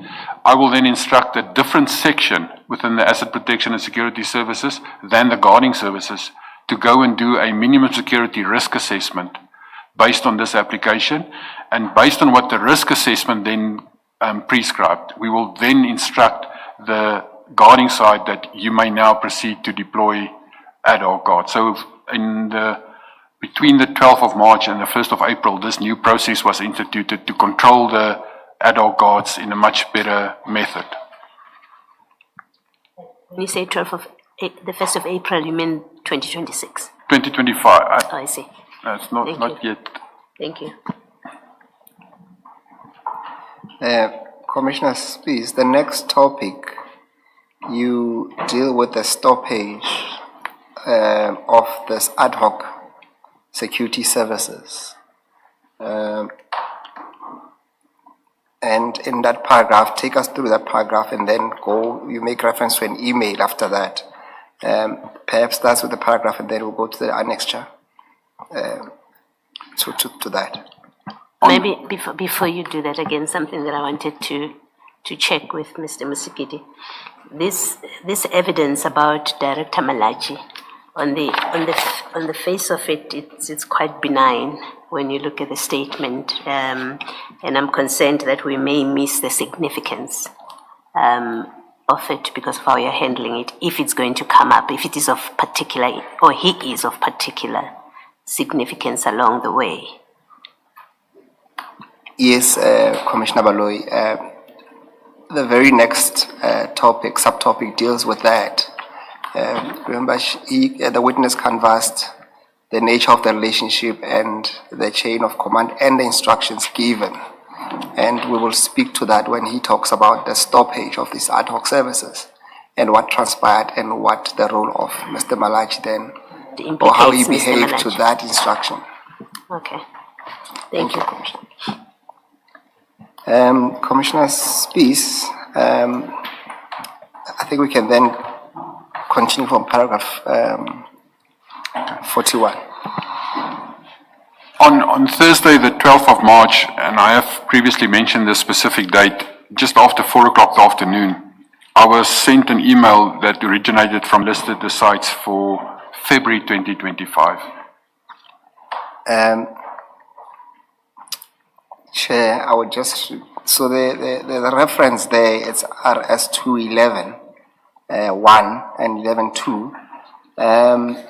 I would just need to guide the commissioners to the relevant pages. We will have to jump to file 2 of 4.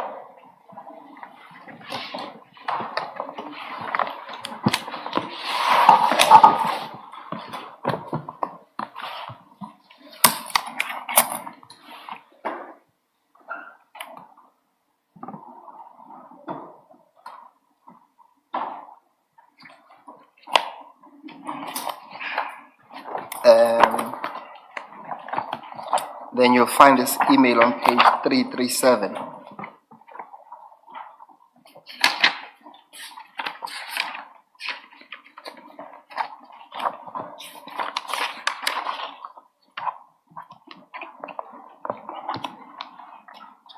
So the chair will see that the labeling would say, the old label will say RS 25.1, but we have cross-referenced that to be paragraph RS 211. As You said page 3 what? 337. 337. Yes. Are you saying the tab should be renumbered?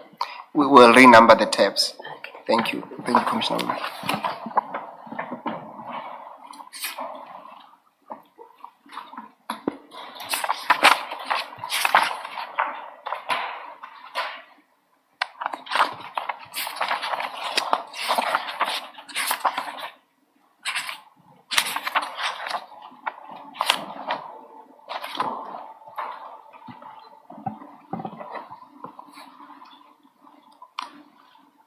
Commissioner Spies, can you then speak to the document on 337?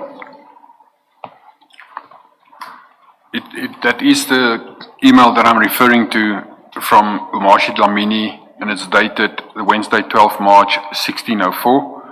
It's sent to me, and the Chief of Police is CC'd, Deputy Commissioner Bollhuis, Brigadier Nkomo as the Acting Deputy Chief Specialized Services, Deputy Commissioner Nomsa Nslapo, Mr. Veli Nwandule, Jetro Seleka, and Priscilla Radiokana, Chukuru Malachi, Reginald Mashlangu, and Colonel Elvis Marislava is CC'd, and then there's attachment with 2 sheets, and that's January and February 25 listed sites. Wherein Commissioner Dlamini then stated to me, Deputy Commissioner, please peruse the attached ad hoc security invoice. In particular, note that the ad hoc is increasing exponentially with the increase in allocated sites. The current spending trend will inadvertently result in the depletion of funds before the financial year, with the potential of overspending on the associated GL. It's observed that at least 30 additional sites were added in January, totaling 37. By February 25, 6 more sites were added for ad hoc duties.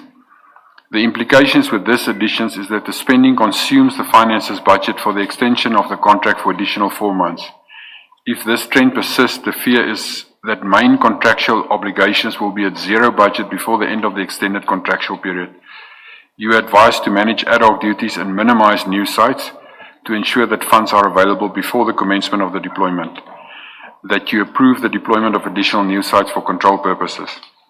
Further, that you explore the possibility of engaging the requesting sister department and to persuade them to engage the CFO to approve or make funds available for ad hoc duties. That upon approval and availability of the said funds, the necessary journal be made according so that our budget is not overburdened.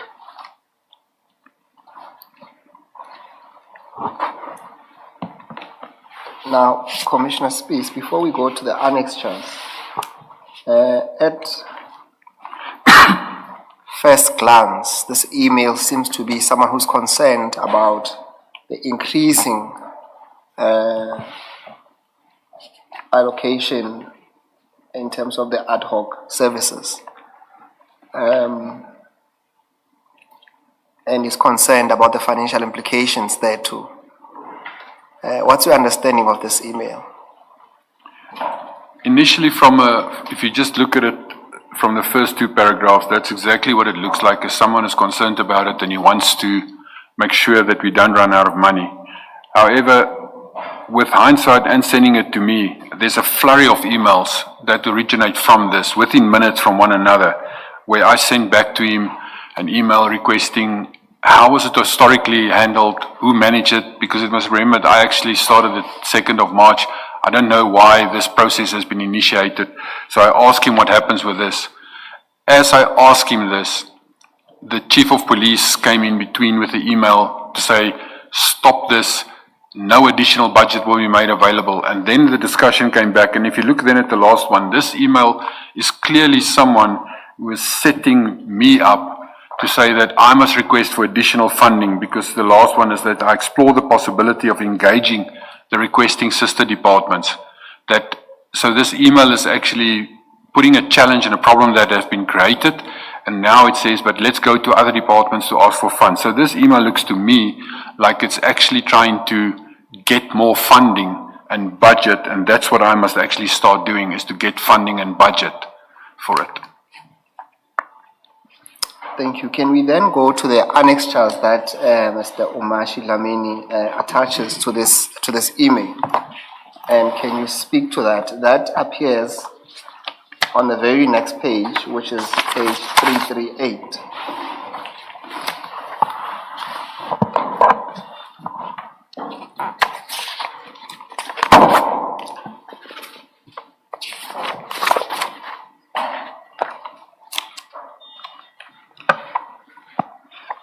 This is only the one annexure, January security ad hoc on 338.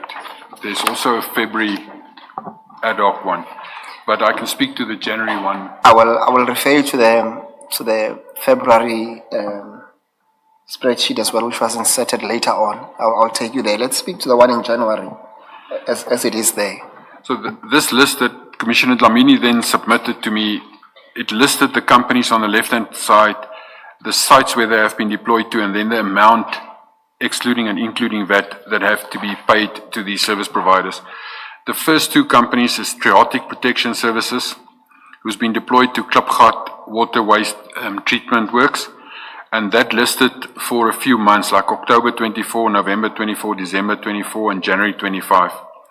Then the next one for January is Malachi Security, which is listing the Refuelware Reservoir, also for November, December, and January. And the total for those two companies is 2.8 million, and that looks very normal for an ad hoc. It's like 2 guards or 3 guards deployed to these sites.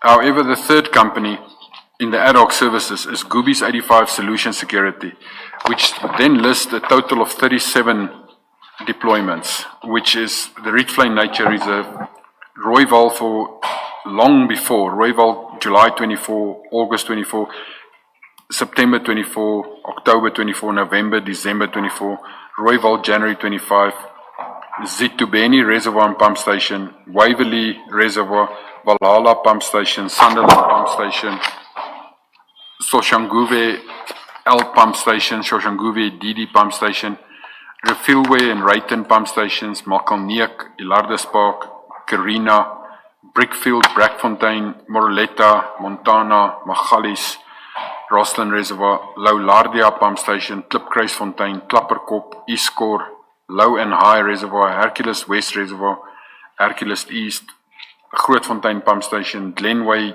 2, Glenway 1, Garsfontein, Florana, and Findlay. This also relates back to the previous list of payments that was actually made that I already testified to. And then February, even more sites were then added. Your mic is off now. Sorry, Commissioner, I hit it with a book. Perhaps please repeat the last thing you said. Maybe it was the last sentence, I'm not sure. This includes then a total of 37 sites for Goobies 85 Solutions. But the second attachment lists February, which added more sites, and which I could also then, I just don't know where it is in this one bundle. I will help you find it. It's on file 4 or 4. So it's that smaller file. And you will need to go towards the end of that document at page 992.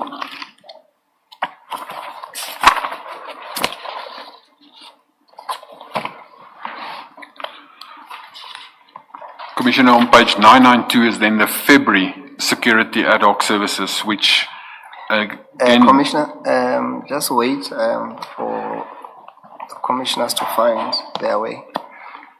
We found it. Thank you, Chair. You may proceed, Commissioner Spies.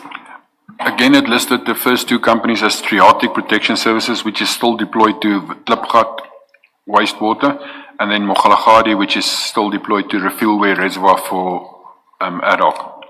And then it lists Goobies 85 again for February, which is very similar in nature, except that there's now extra 6 sites, which brought the total then to 43, ending with Findlay Reservoir, and it's a total then listing of 14 million rand for Goobies. Can you then, Commissioner Spies, when you look at these 2 annexures, remember they are attached to an email by Mr. Umashi Dlamini. What do you make of them? What picture does it paint? Because both of them refers to 3 security companies and how work has been allocated to them in terms of the ad hoc committees, ad hoc services between the month of January and February. And remember, keep in mind that we have 22 companies on this tender. Now we are listed, or Mr. Umashi Dlamini makes reference to only 3 companies. But even on the picture painted by these 2 annexures, what is your fair view of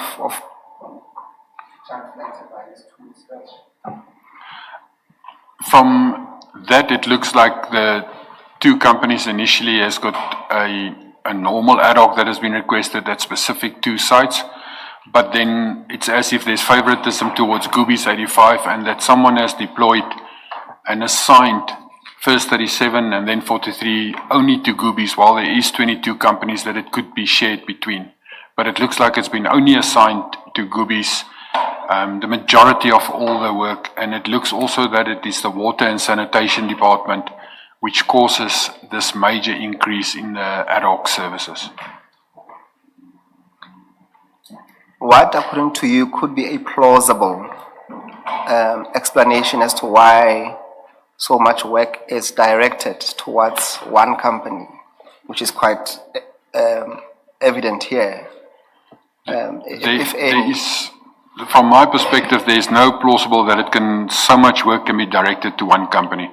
The award, initial award, and the way the tender is run is that it's a fair treatment and it's fairly allocated between everyone. There should be no preferences of which company. It depends on which region. Some companies is specifically restricted, not by us per region, but because of their own deployment, because a smaller company and a larger company, depends where they are based. And it would be extremely unfair for us to take, for instance, a company which is based in Sector 1 or Region 1, which is Shoshanguve, Winternest area, and we deploy them, for instance, to Bronkhorstspruit, which is in Region 7. So the allocation of sites, wherever it's needed, is based on where the companies are based and where they are originating from. To assign, therefore, all the water, sanitation, pump station, reservoirs, it sounds highly illogical that it can only go to one company, because some of those pump stations, from obvious reading from that, you can see it is either in Garsfontein, which is Region 5, and Region 4 in the southern, and Region 2 and 1. So it's, those stations are spread over, and it should have been allocated to other companies as well, depending who's closest to them. Chair Ahmad. Sorry. Can we though fairly say this long list indicates favoritism of Goobies 85 if we don't know the underlying facts, such as, do the other companies have the kind of personnel, the numbers, that would be able to meet these requests for ad hoc security, and the underlying facts that we would have to know first before we come to the conclusion that this indicates favoritism? Commissioner, there is in every region, and the sites, I have got analysis of all the sites and all the companies that have been deployed. And there is, when you are in Region 7, which is the Bronkhorstspruit area, the companies there is not really deployed into Pretoria West, which is Region 3. So we do tend to deploy companies to where they are based and where their main basis of operation is. But when you look at what has happened here with Goobies, is that they've been deployed across the city. So even if you take just one or two sites, which is in Valhalla, versus in Garsfontein, which is on the opposite side of the city, it's one site. If you add a guard or two from a company which is already in the western side of the city, and you add one or two guards to them at a reservoir, versus in Garsfontein you add one or two guards, this deployment of guards is definitely favoritism towards one company, because it was assigned, everything from water was assigned to Goobies only.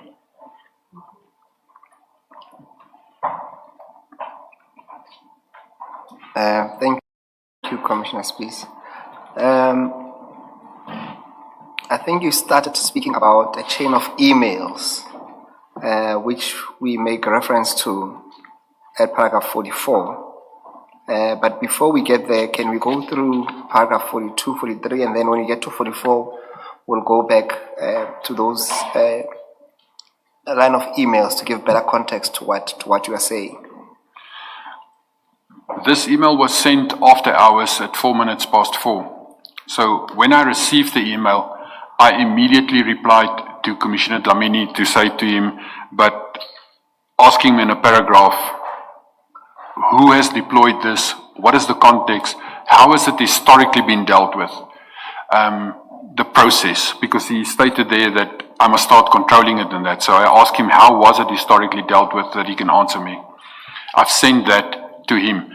At the very same time when I sent that to him, I sent to Director Malachi the email to say, the same email I forwarded to him, and he has already been CC'd in this email, but I sent it to Director Malachi as well to say, can you immediately draw up a report for me explaining how this process worked and how the deployment was done. And I gave him a deadline of, this is Wednesday, I gave him a deadline of Friday, that he have time during Thursday to complete this report and give feedback to me. And then at approximately 20 minutes past 4, the Chief of Police, Commissioner Faru, also came in and saw this email, and she started to reply. And then there's a flurry of emails from her where she first stated, and I verbatim, but the emails is attached, where she stated 30 additional sites. I'm not approaching anyone to increase the budget. This is irregular. Ad hoc services must be stopped. And then immediately thereafter, she sent a second email to me to say that I must provide a report to her, I must investigate it, and I must also introduce a new process to manage and control this ad hoc services, because it's definitely irregular and she's not going to do a budget increase application for this. Every time that she sent the email, I obviously, because it's now critical and we're managing this, so I'm sending that emails then directly to Malachi as well and say, further to my first email, the chief instructed this report, please add this to your report. And then the final one where she says, stop all ad hoc services with immediate effect. I then send it to Malachi to say, as of tomorrow morning, because this is already after hours, as of tomorrow morning, stop the ad hoc. Because guards that's already deployed at 6 o'clock the evening, they work a 12-hour shift system. You cannot, after hours in the middle of the night, say to someone, stop, the guard's already on site. So my instruction to Malachi was that the very next morning, stop the ad hoc services with immediate effect until a new process is actually implemented. What does it mean, stop? Does it mean the site is left unguarded? Or your watchman section of appointments will look after that? That's correct, Commissioner. The site will be left unguarded when we say stop the services, because immediately from all of that emails, it looks like it's an irregular deployment.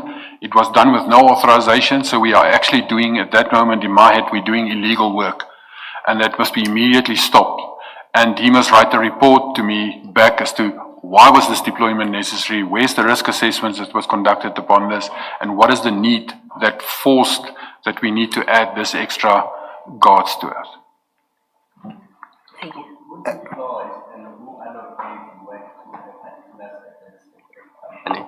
Sorry, my mic was off. Who deploys and who allocates work to a particular security company? Is it the TMPD or the client department? It's TMPD. It's TMPD. In terms of the tender, the contract management of the tender is placed within TMPD, and the award letters and the SLA assigns this function to Director Malachi. He's the one who, in terms of the award letter and in terms of the SLA, is the Director Security. He must perform the function. But does it mean that the client department makes a request to TMPD to say, we want you to allocate security guards at this reservoir or at this site? That's correct, Commissioner. Thank you. Commissioner Spies, just to piggyback from Commissioner Baloyi's question, and maybe use the words that have been commonly featured in this commission, is it practically possible, or in all instances, to immediately stop the ad hoc work that's already issued in all circumstances? No, the immediate stop, as I stated earlier, if I say stop it now, and it's coming back to the word immediate, I said stop it immediately from tomorrow morning. So I cannot issue the instruction 4 o'clock in the afternoon to say stop now and then expect that by 5 o'clock or something it will be stopped. The night shift is already on its way, it's already starting to work, and they will only conclude the next morning. So I actually, in my email, I explained to him, stop this service by tomorrow morning, that the service will not continue then.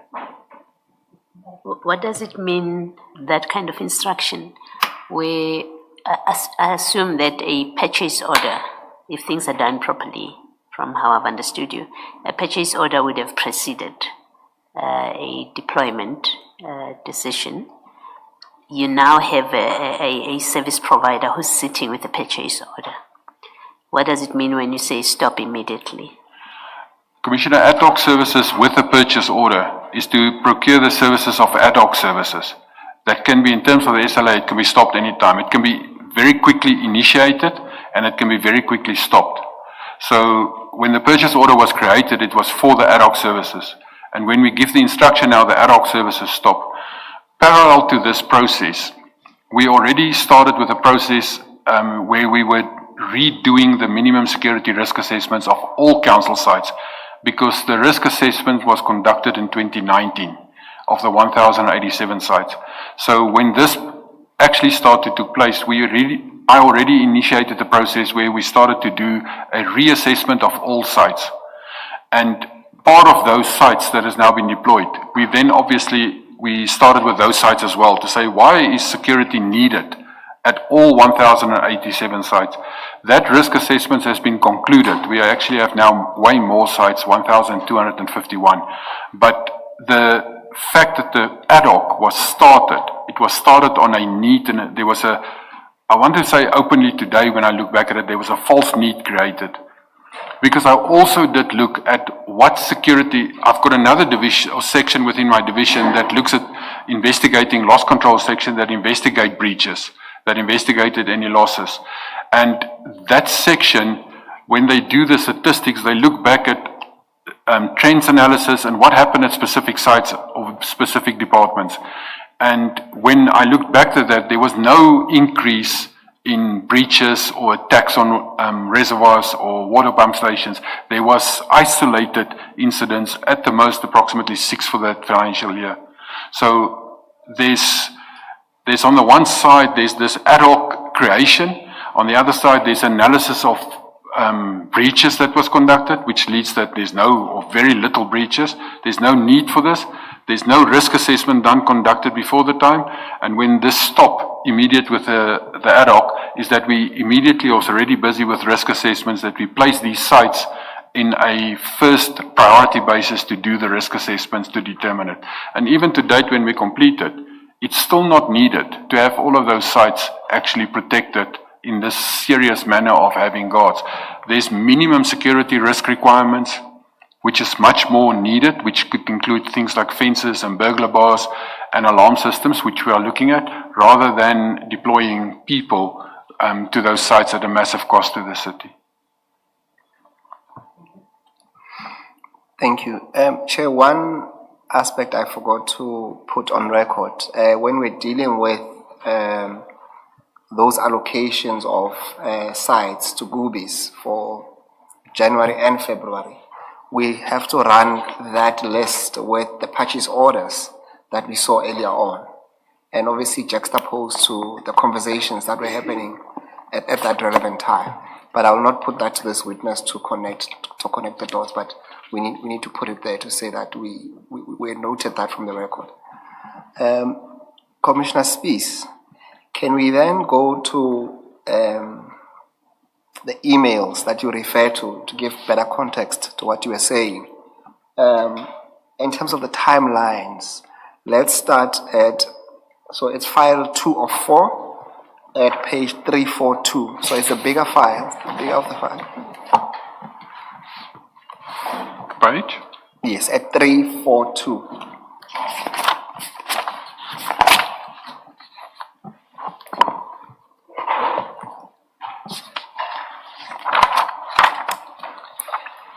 So you will guide us with the timelines there. I see at the bottom it starts at, so it's Wednesday, 12th of March, 2025 at 4:04:28 seconds p.m. That will be, can you start with that chain of exchange of emails? Correct. This is the original email that I just testified about, is that it originates from Umashi Dlamini. And then at 16:07, which is 3 minutes later, I replied to all again to say to Commissioner Dlamini, who approve and mandate ad hoc security services? Who decide to give the instruction for this? And how is this process managed within the department historically? I must state that to date, I haven't received the answer on this email, even though I've asked the question. But then if you go from that email to the previous page, because it's obviously in chronological order, is that at 16:14, the Chief of Police then replied to us as Deputy Chiefs to say, "Dear DCs, 30 additional sites only for January 25, with exclamation marks. Who approved this, DC Bollhuis?" And I must just pause here, how she's addressing this to DC Bollhuis, is that when the Asset Protection Unit was relocated from the City Manager's office to the Metro Police Department in 1 July 2024, the position that I'm now occupying was vacant, and I was only appointed in 1 March 2025. So for the period 1 July 24 to 28 February 25, Deputy Commissioner Bollhuis was assigned as caretaker for this division, and that's why she would address this to him. Then she goes on to say, "I'm not signing off any documentation or requesting additional funds. We are currently in MACO, this is the mayoral committee, this will not be entertained, and DCSPs, please launch an investigation in this regard." And then in this email conversation, she obviously then added again an email to me to say, added to the below email, "This behavior must stop, as it will cause audit queries, which will not only affect the department, but the city as a whole. I'm not going to request additional budget for unauthorized ad hoc sites. I will request an investigation and consequence management. 2 reports must be drafted, the authorized ad hoc sites deployment and unauthorized ad hoc sites deployment." If we go then to page 340, she then issued at 422 instruction to me, "Deputy Commissioner Spies, please stop any ad hoc deployment until the correct procedure determined by you have been implemented, bearing in mind that there's no additional funding already." And then obviously I forward this whole conversation as and when it happened. I forward every portion to Director Malachi to say, and further to the ad hoc deployment of guards, "Stop the deployment of all ad hoc guards as with effect tomorrow morning."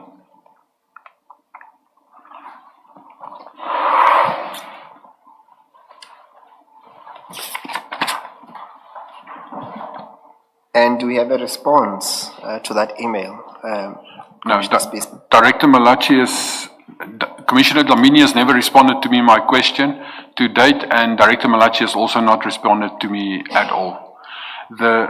Even though I've asked that reports and everything, and that's part of why there's consequence management happening, which I cannot divulge more, but part of that is that, and I've stated that already, is I introduced a new procedure between the 12th of March and the 1st of April, in that we as a department created and designed a new application form, a new process flow, and we have submitted that process flow to it was then the acting COO, the Chief Operating Officer, Dr. Malachi, and between us we refined the process, and then up to eventually when on 1 April it was instituted as a new process for all ad hoc guards going forward, as I've already explained.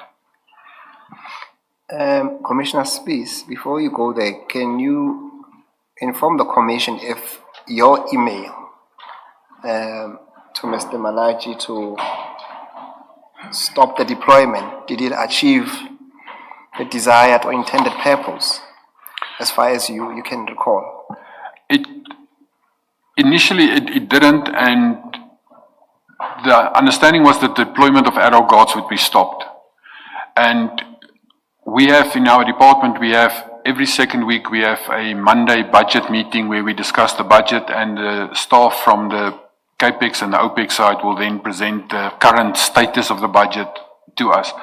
So when we got to the end of March and the first week of April to that budget meeting, it was indicated, but by then everyone already know that ad hoc guards were deployed in January and there's invoices that must be processed.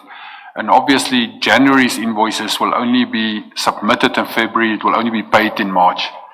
So when we hit the April meeting, the person from finance highlighted to us that we are exceeding this ad hoc guards that has been added.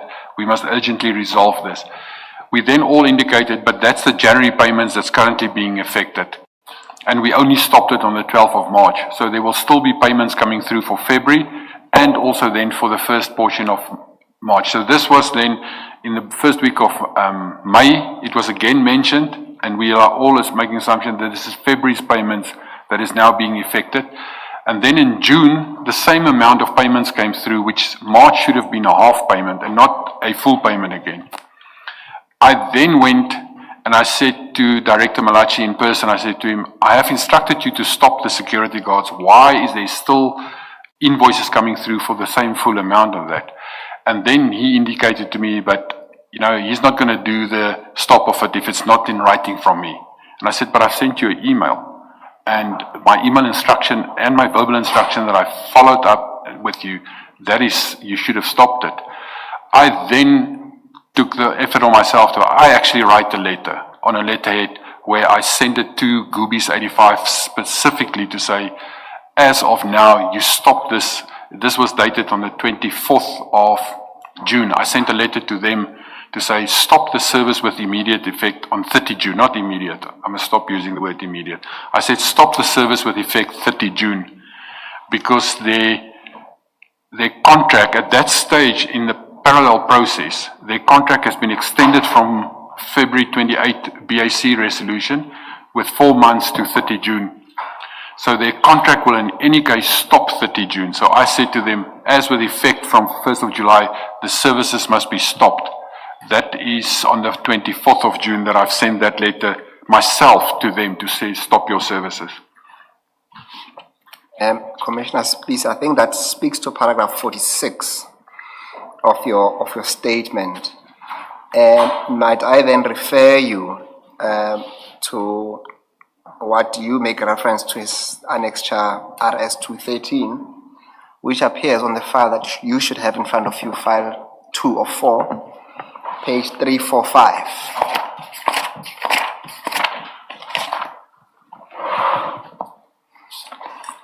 Can you speak to the document there, please? What is that document? That's correct, Commissioner. That's the letter that I then sent to Goobies 85 Solutions on the 24th of June, where I say stoppage of ad hoc services which have not been approved in terms of any written process. The above matter bears reference. Kindly take note that all the sites mentioned on the attached Annexure A were identified by the Tshwane Metro Police as the sites belonging to the Department of Water, on which ad hoc security services are being rendered without any approval based on written process. Therefore, the Tshwane Metro Police Department has taken a decision to stop these services with effect from the 1st of July 25. To this effect, you are hereby requested not to continue deploying security on all the sites listed on the Annexure A, and your cooperation this will be regarded. This letter is actually, it's the one that is, so I sent a letter to them, but the very next day they sent this letter back to me as received. And they then made a lot of attachments that they added to that letter as well.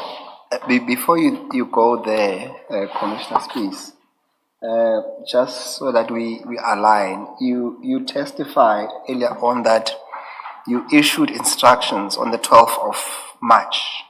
Correct. To Director Malachi to say that no more deployment. Obviously, one would accept then that by the fact that in June you are sending another letter, or at least you are sending a letter to Goobies. There is a suggestion that what you had said or instructed to happen had not happened. That's one. But also secondly, it seems to, when you look at paragraph 3 of that letter, it would seem that you have a new effective date, which is now July, so how do we align all of those 3 elements that I've just reflected? As I stated, is that we already knew in the department that January and February and half of March was already being processed, and it was instructed in its past tense. We cannot change what happened in the past. And that's why at the April, the May, and the beginning of June, we were still thinking it's the payments of those months that has already been done that is now being processed, because payments are always late. The June payments, close to this 24th of June, in that middle of June, the payments came in again. And the person from finance then said to me, but here's the same amount of that, and then it triggered, but March should have been a half month. It shouldn't be a full month. And that's when I queried with Malachi to say, but I've told you on the 12th of March already to stop this. Why is a full payment still coming through? And that's when the conversation started with that he is alleging that he doesn't listen to my instructions via email. I must do it in writing for that, which I then did in writing. And part of that is the reason I gave 1 July is because their tender will, in terms of the contract, their tender will end in any case on 30 June so that they can finish this 2 or 3 days that they are busy, because it's now clear that they were still running services in June. And that's why the dates is dated like that. Thank you. Then let's deal with the response from Goobies to your letter, and that you canvass at paragraph 47 of your statement. So, on the 26th of June, I then received the email from this company with the email address of info@goobies85.co.za, and the electronic mail was signed off by Calvin Mashlangu. But there's then, together with this letter, which I've just indicated here, they've also attached a lot of attachments. The one is they sent my own letter back to me. They've sent me the original award letter that they were issued to them in 2022. They've sent a report through to me of their services rendered, and then they attached a file called deployment. And they stated that they had written instruction to deploy, which none of us in the department knew they had. I then looked at this on the 26th. I looked at this deployment list only, and I went through this list, and I think it's 43 pages of deployments that was done. It's all these sites, the total at the end of the day, the 43 sites. There's an individual page for every deployment. I scanned through that, and I noticed that the deployments were done by Inspector Piri, who did the deployments. So I scanned in the beginning a few, and then right at the end again, and I saw it's Inspector Piri that deployed these sites. And Commissioner Spies, apologies for interrupting you. Can we, so that we can follow and the Commission can also have a proper understanding, can you go to page 382 on the same file, 2 of 4?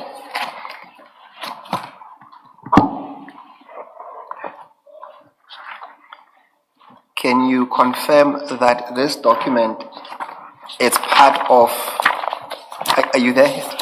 yes, Can you confirm that this document is part of the annexures that you received from Goobies 85 Solutions when they responded to your, what we call a stoppage letter?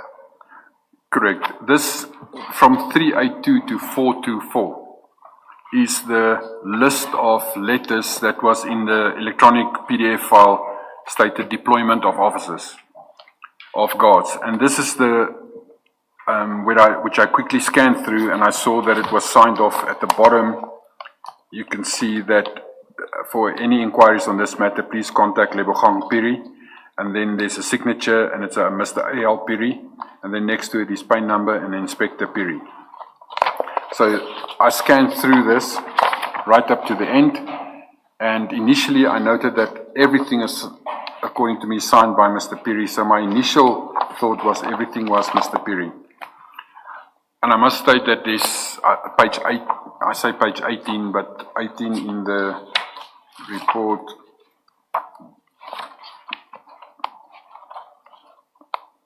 Two of the files is not Mr. Piri, but it's a page, in my PDF it's 18 and 19. I'm just trying to find them.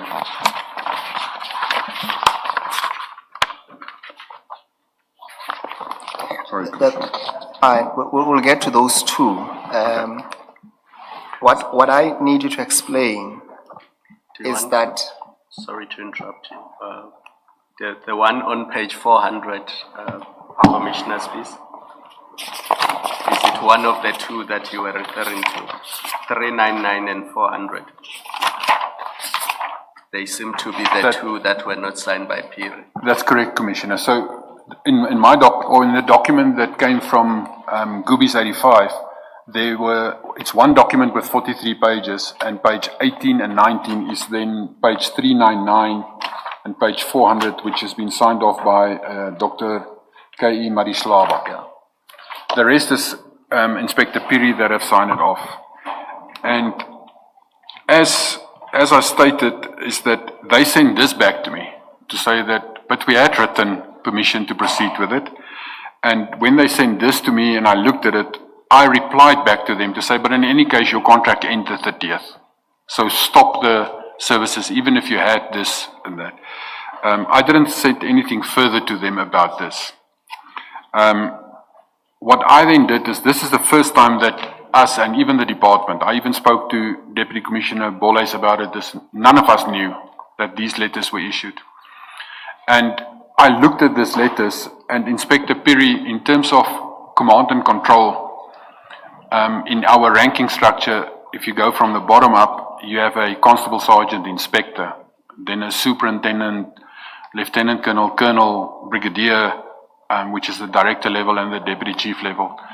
Inspector Piri, in my mind and at that moment in time, is way too low to authorize any expenditure or even to deploy. According to my understanding of the SLA and the award letters, it should have been Director Malachi that did this. So I then immediately, when I got this letter, I forwarded this whole package, this whole email to GAR, which is our Group Audit and Risk Department, Mr. Mafamane Baloy. And I said to him, can you please investigate this urgently? It looks like it is either fraudulently issued or it's incorrectly issued. And that Mr. Baloy then responded to me about a week later, and he stated to me that there's enough evidence against Inspector Piri that we can start and proceed with consequence management against him. And the moment I received that mail... Commissioner Spies, sorry. I'm sorry to interrupt you. I think we just one step ahead. I suppose the question is, Inspector Piri, could he issue those instructions under the authority of Mr. Malachi? Is it possible? Inspector Piri has been assigned, he's a Metro Police officer that's been assigned to the APSS, the Asset Protection Security Services, as a regional supervisor. And in that turn, he reports as a regional supervisor, he reports to then Senior Superintendent Marislava, who's now a Colonel Marislava. But he reported to Colonel Marislava, Colonel Mashlangu, Reginald Mashlangu, and to Director Malachi. So that is the direct line of command between them. At least the Commission knows at the back that there are conversations between Sergeant Nkosi, Mr. Gareth Munisi, and Umashi Lamini. That we know between January and February. And now we have purchase orders that were also reflective of February transactions that were loaded up. And then thirdly, we have a list that was attached to an email to you by Mr. Umashi Lamini listing the allocation of ad hoc work and specifically dealing with January and February. And now to add to that, there is this document, okay, provided to you that seems to suggest to us, at least when I look at it, its allocation of work for at least from page 382, starting with January 2025, albeit we might have issues as to who issued those instructions, whether Piri would have had the necessary authority to do so. But when you put all of those four factors together, can you tell us if you want to comment on that? Perhaps that's the best way to give you an opportunity to comment. If I base it on the dates that I received, obviously this is speaking in hindsight because I only received this on the 26th of June. But the purchase orders that I now know was all created in March 6.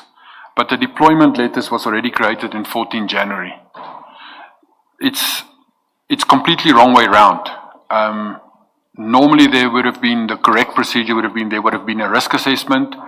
There would then have been a deployment with a purchase order to say we need to deploy extra people. A purchase order would be generated, and then the deployment letter will follow. It wouldn't be the other way around. It's as if this was created on 14 January already, and then in March, here by the 6th of 4th, 5th, 6th March, suddenly a large amount of purchase orders was created to align with these letters that was then issued on 14 January already.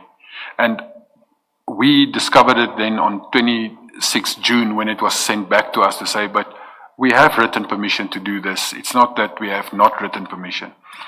But it must also be stated that Inspector Piri, and I've stated many times, he's at the inspector level with zero authority to deploy. His function as a regional supervisor, monitoring the guards and monitoring that the function is actually done. He doesn't have deployment authority at all.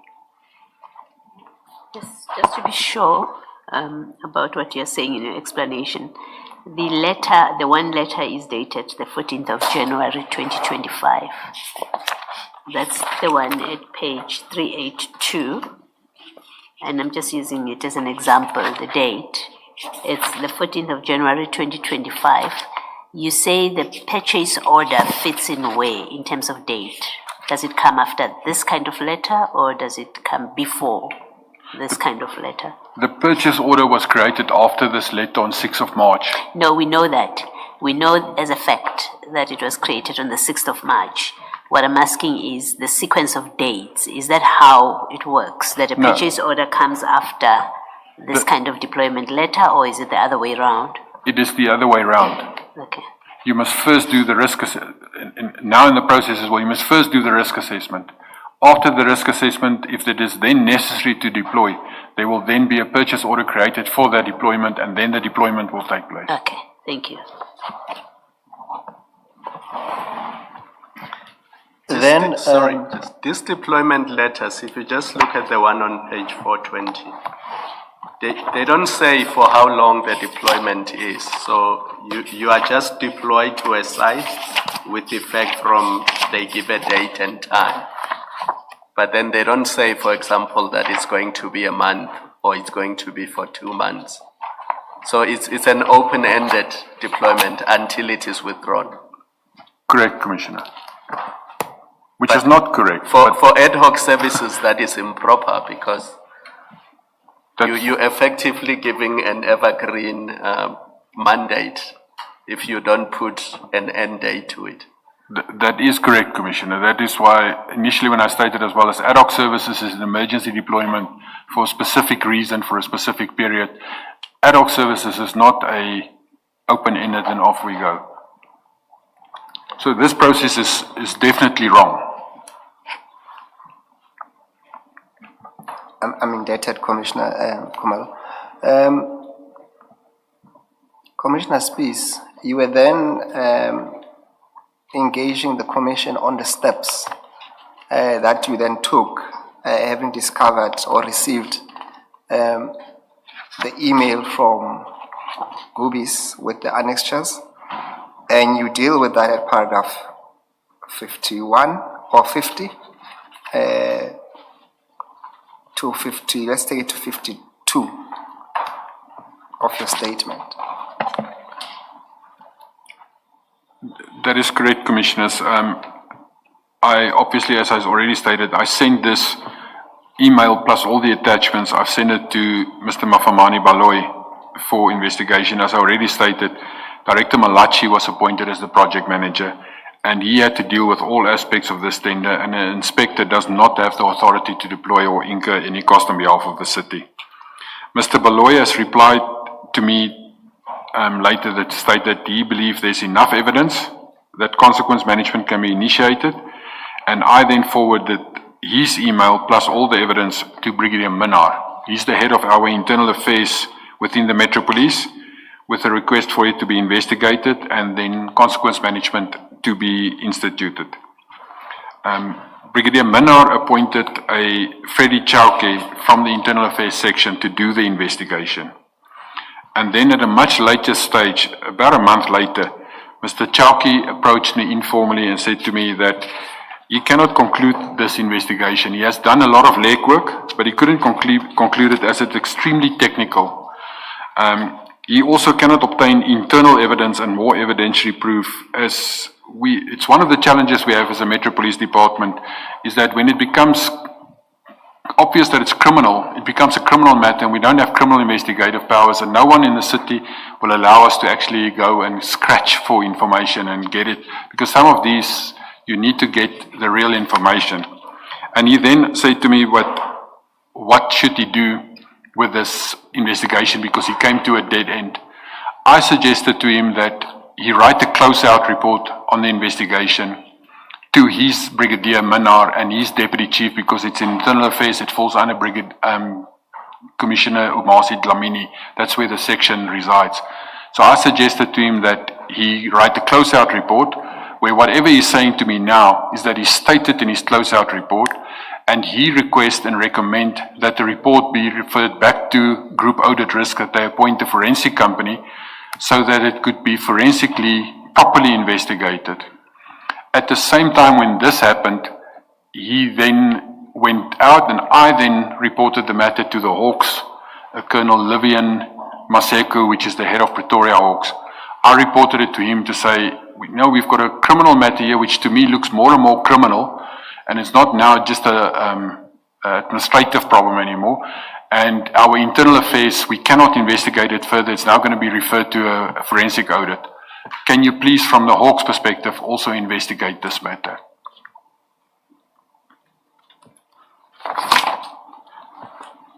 And then when we get to paragraph 52, this only came to my knowledge last week on the 10th of March, is that I was under the impression that the report was closed out, it was sent to GAR for investigation, and that a forensic company has been appointed.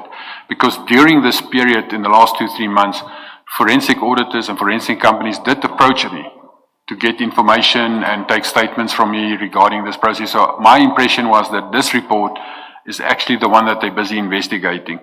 But then on the 10th of March, Brigadier Minar forwarded an email to me when he said to me, sorry DC, I didn't originally CC you, because on the 30th of July, Brigadier Minar sent the report that in the investigator Freddie Chowke has done together with his recommendations.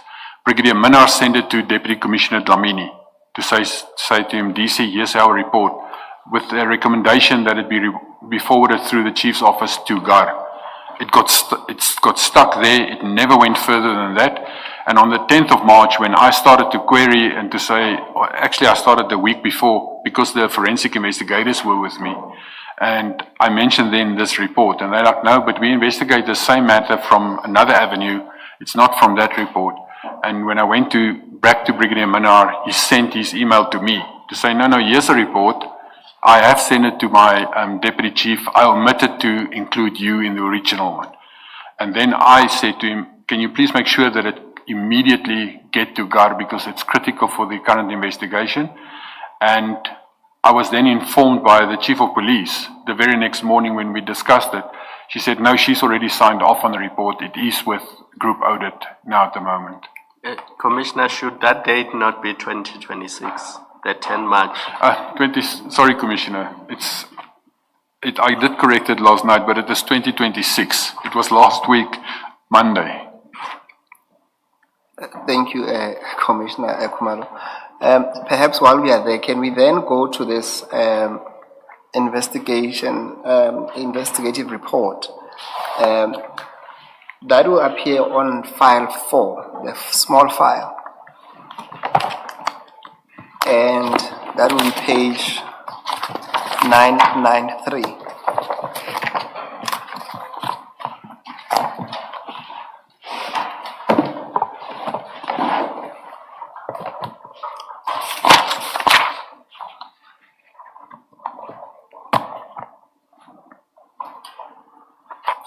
Did you find it, Commissioner Spies? Yes. Thank you. For the record, what is that document? This is the report that was then sent to me on the original email on 10th of March 2026, but it's the report that Brigadier Minnar has then submitted, and it's dated 29 July 25, but it was attached to the email of 30 July 2025 to Commissioner Dlamini. Could you please, for the record, read the subject matter of that report in the introduction? The subject matter was the Metro Police Inspector issuing written instruction to deploy ad-hoc guards beyond his mandate. And the letter then, in the introduction portion, it specifically stated that on 27 June, this directorate received allegations to investigate against Inspector Piri for issuing written instructions to Gubi's 85 security solution to deploy ad-hoc guards, which is way beyond his mandate.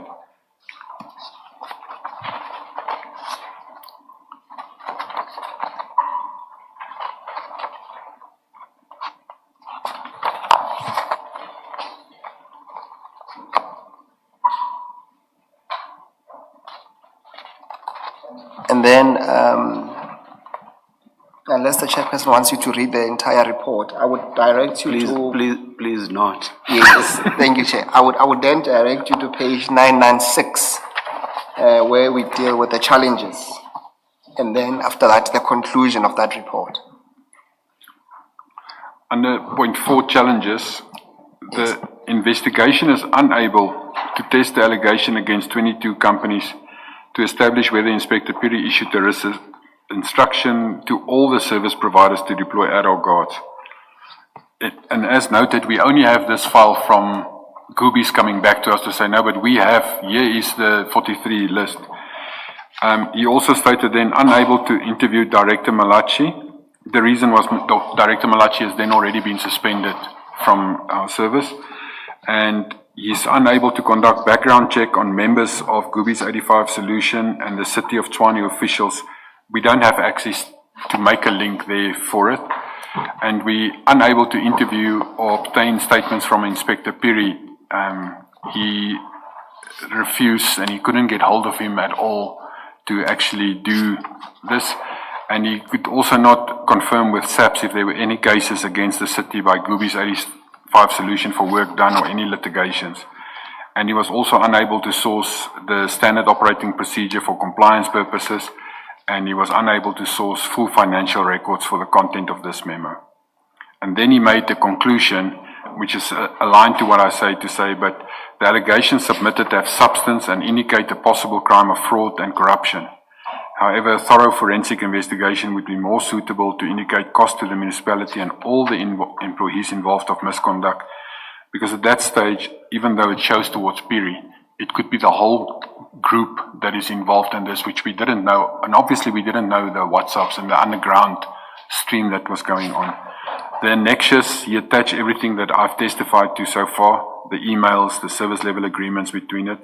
And then he recommended that the Chief of Police and DCSPs take cognizance of the content of this memo, that the allegations be referred to Group Audit and Risk for further investigation, and that he says then that if point 2 is not possible, an external audit be requested for the content of this memo, and that the cost implication for the content cannot be determined but will be an exuberant amount. Today, with hindsight, we know it's I don't massive. understand why Piri cannot be instructed to give a statement. I really don't understand. Who is Piri's supervisor? Who does he report to? Commissioner, it's not in my section. He's luckily been promoted out of my section to regional policing. But since Friday, we've been trying to get hold of him. He's been given instructions. His direct supervisor has been given instruction that he must report Monday morning past 10 o'clock at the office. He has failed to do so. So disciplinary steps and consequence management is being introduced again for that as well. So we are trying to get hold of him, but we are starting with consequence management, not us, but the department and his regional divisional head. Yeah, but it must not look like Tshwane is only doing that because it is now appearing before the commission.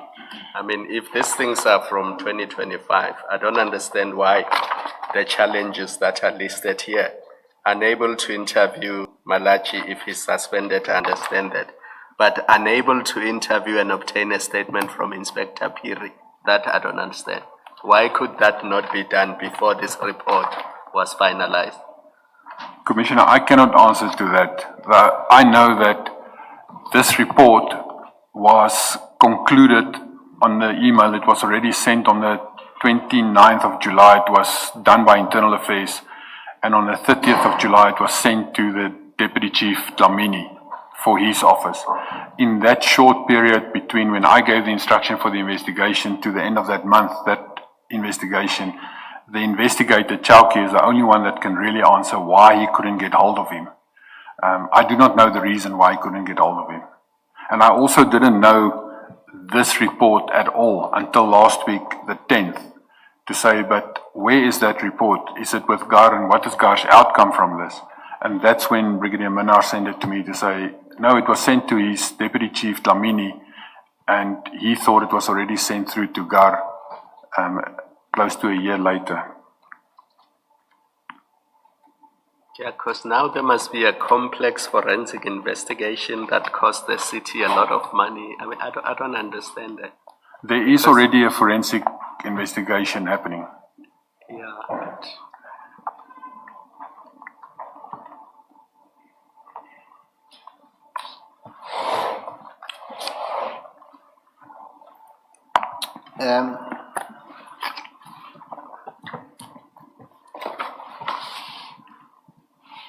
Commissioner Spies, then it's your testimony that this report. Perhaps can we just, it will be fair to say that this report, at least it was delayed on the desk or doorstep of Mr. Umashi Dlamini, as far as you are informed. Correct. It was sent, in terms as per the email thread, it was sent on the 30th of July by Brigadier Minnar to Commissioner Dlamini, and then nothing further happened with it until last week when it was started to be inquired again because of the forensic investigation that's ongoing.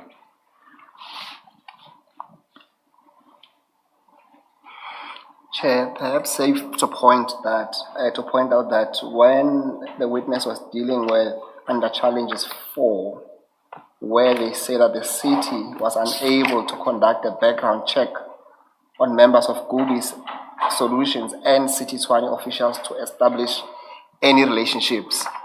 We have done that, and we'll deal with that in the fullness of time.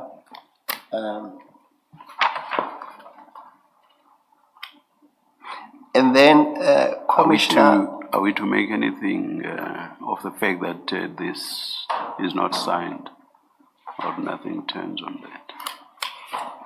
Or maybe there is a signed copy somewhere? Or, Let's put that to the Commissioner Spies. Commissioner, it was the email that was sent to me that was originally sent on 30 July. This email was just forwarded to me as that, so I don't have the signed copy. But I have been informed by Commissioner Farah that Brigadier Minnar and she signed off on it, and the signed version is with GAR. So I don't have sight of the signed version, but there's definitely a signed version that has been sent off. Thank you, Chair. I suppose to complete that, then when Chief of Police comes, Farah, we can put that to her to complete to round off the point. Commissioner Spies, you had mentioned the involvement of the Hawks, and you deal with that at paragraph 53. Can you just take the Commission through that? This 100% matter I have provided to Colonel Livian Maseko from the Hawks to say that it looks like inside the investigation is not going well inside. Can you please investigate it as well? Colonel Maseko then informed me at that same time when I handed him all the evidence to say investigate it, he stated to me that, but from the Hawks themselves, they were already investigating Goobies because there was an anonymous informant and reporter who reported to them what we call the concept of ghost billing. It will be where the company is supposed to deploy 5 or 6 guards per shift, but they only deploy 1 or none. and then they will invoice the 5 or 6 guards and they will be paid accordingly. And the Hawks were then already investigating the specific portion of Goobies 85, and they said they will add this to their investigation. I must, however, note that to date, obviously the police doesn't have to take me into their confidence, but the investigation is still ongoing. I haven't received any feedback on that investigation. Chair, I would seek your guidance. I see that it's almost 1 o'clock. Let's continue to the end. Yes, we have about 10 paragraphs to cover, which is about 4 pages. But some of those have long lists of names, so yeah, that it will be quick to go through those. That would have been my suggestion, Chair, to say if we can just go through and then we can finish definitely before 2 o'clock. Yes. Definitely. Thank you, Mr. Musigiri. Thank you, Chair. Commissioner Spies, can we then move to the next tender of the 2 tenders that we wanted to discuss? And that you deal with it starts at paragraph 54, and that will be the tender 01, 2024-2025. Can you take us through that, please? At paragraph 54, tender 1 of 2024-25, it relates to the monitoring and prevention of illegal land and building occupation service, as well as the demolition of any illegally erected structures in the city of Tshwane. Informally, between us, we call it the land invasion tender, because it's the prevention of land invasion and the removal of this. It's also obviously a tender that originated from 19 August 2024. And then in paragraph 55, I state the BSC committee, which is the bid specification committee, on 19 August. And I also deduce this from the records, because I was not yet appointed. It was also prior to my appointment. And I will get to how I'm involved in this specific tender. Is that the BSC members were Mrs. Kaugelo Thomas, Mrs. Patu Mukeli, Mr. Abel Mosala, Mr. Peter Robinson, and a Lesebi Tupedi, and a Mr. Sipu Slope. And then I listed a timetable that I can read from the records, which is on the advertisement date was 26 August. There was a brief... perhaps just to pause there in terms of the timetable that he's about to read. The significant relevance to that, the chair would remember that during the testimony of Sergeant Nkosi, there was much debate about when certain documents were submitted from one of the companies. It was Ngapesheya then. So that this timetable becomes relevant because this is a tender that they at least bidded for, Chair. Commissioner Spies, apologies, you may proceed with the timetable, yeah. The bid was originally advertised on 26 August. There was a briefing session with all bidders on the 12th of September 24, and the bid closing date was then the 2nd of October 2024. The bid expired on the 3rd of January 2025, and this date was later extended to March 25 and again to 30 June 25. That's for the evaluation of the bid itself. And then the bid evaluation committee members were Mr.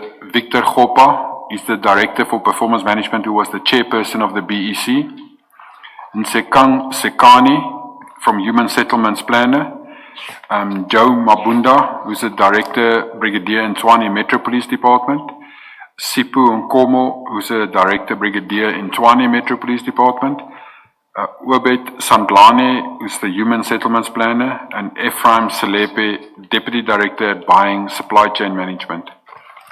This tender was also during the process, was selected for probity, and after the probity recommendations were included, it was presented to the Bid Award Committee on 25 September 2025. And this committee then resolved and approved the tender on the 7th of October. The members of this Bid Award Committee on the 7th of October were Mr. Gareth Manisi as the Chief Financial Officer, he was the chairperson, Mr. Koena Nkoko, he's the Group Head from the Health Department, Mr. Terence Gute is the Director from Demand Management and Supply Chain, Mr. Gerald Chingange is the Group Head from Group Human Capital. Dr. Ndivo Lukwareni is the Group Head from Energy and Electricity. Mrs. Nontu Mamela, who is the Group Head from Human and Housing Settlement. Mr. Musa Kumalu is the Governance and Support Officer.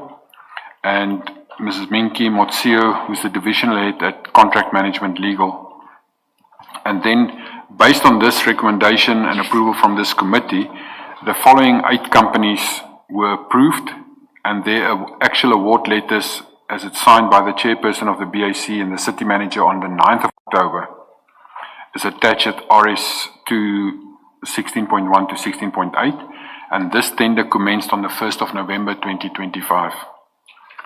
And then the companies mentioned there is El Shaddai Security Services, Gubi's 85 Solution, Ngepashaya Construction Projects, NIST Investments, Red Ant Security Relocation and Eviction Services, 2 Cops in Security Services, Wimsayer Security and Protection Services, and X&G Security Services.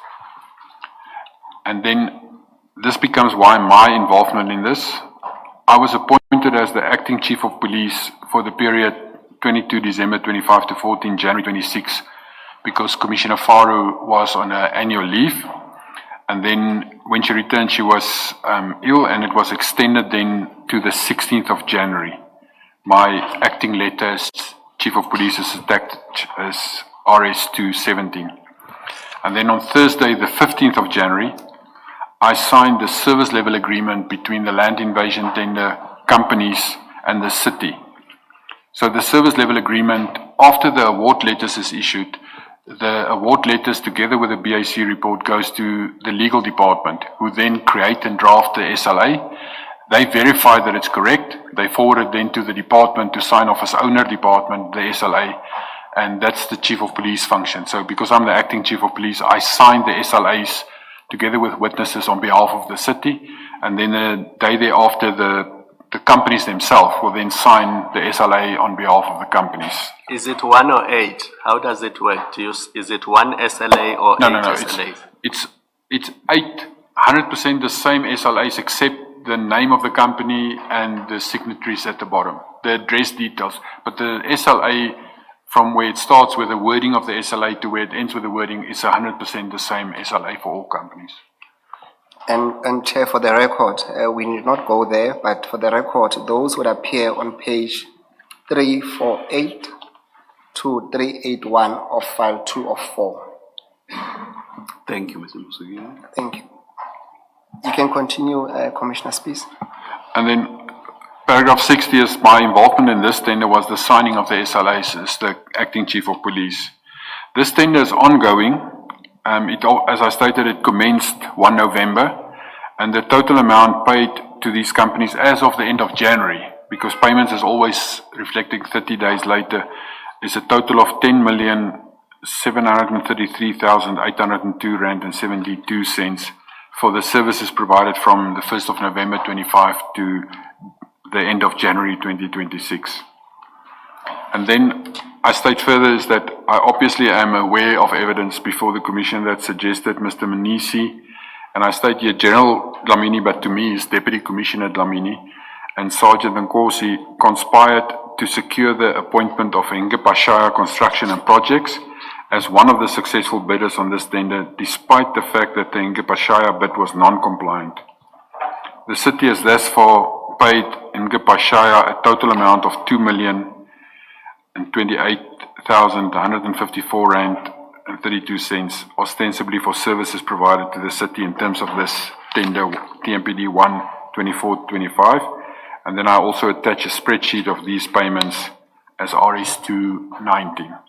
And then these statements and the confirmatory statement that I've seen from Mr. Veli and Wandule, who's from our finance section, he assisted me in understanding the accounting aspects of how these payments are being affected, because it's not, this tender is not under my control, it's with our division, regional and specialized policing services that manage the land invasion and anti-land invasion and eviction and removal of shacks and things like that.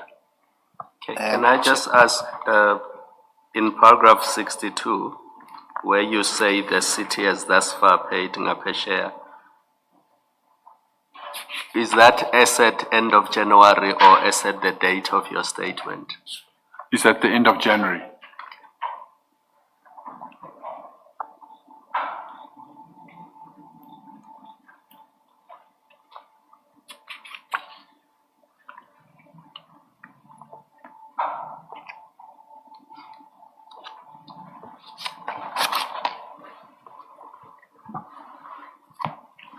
Perhaps just to round off that point, I refer you to page 991.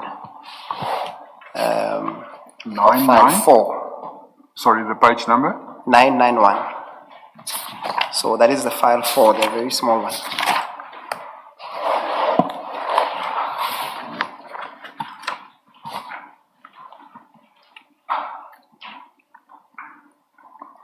Correct. That's the purchase orders and the payments that was affected then from November to now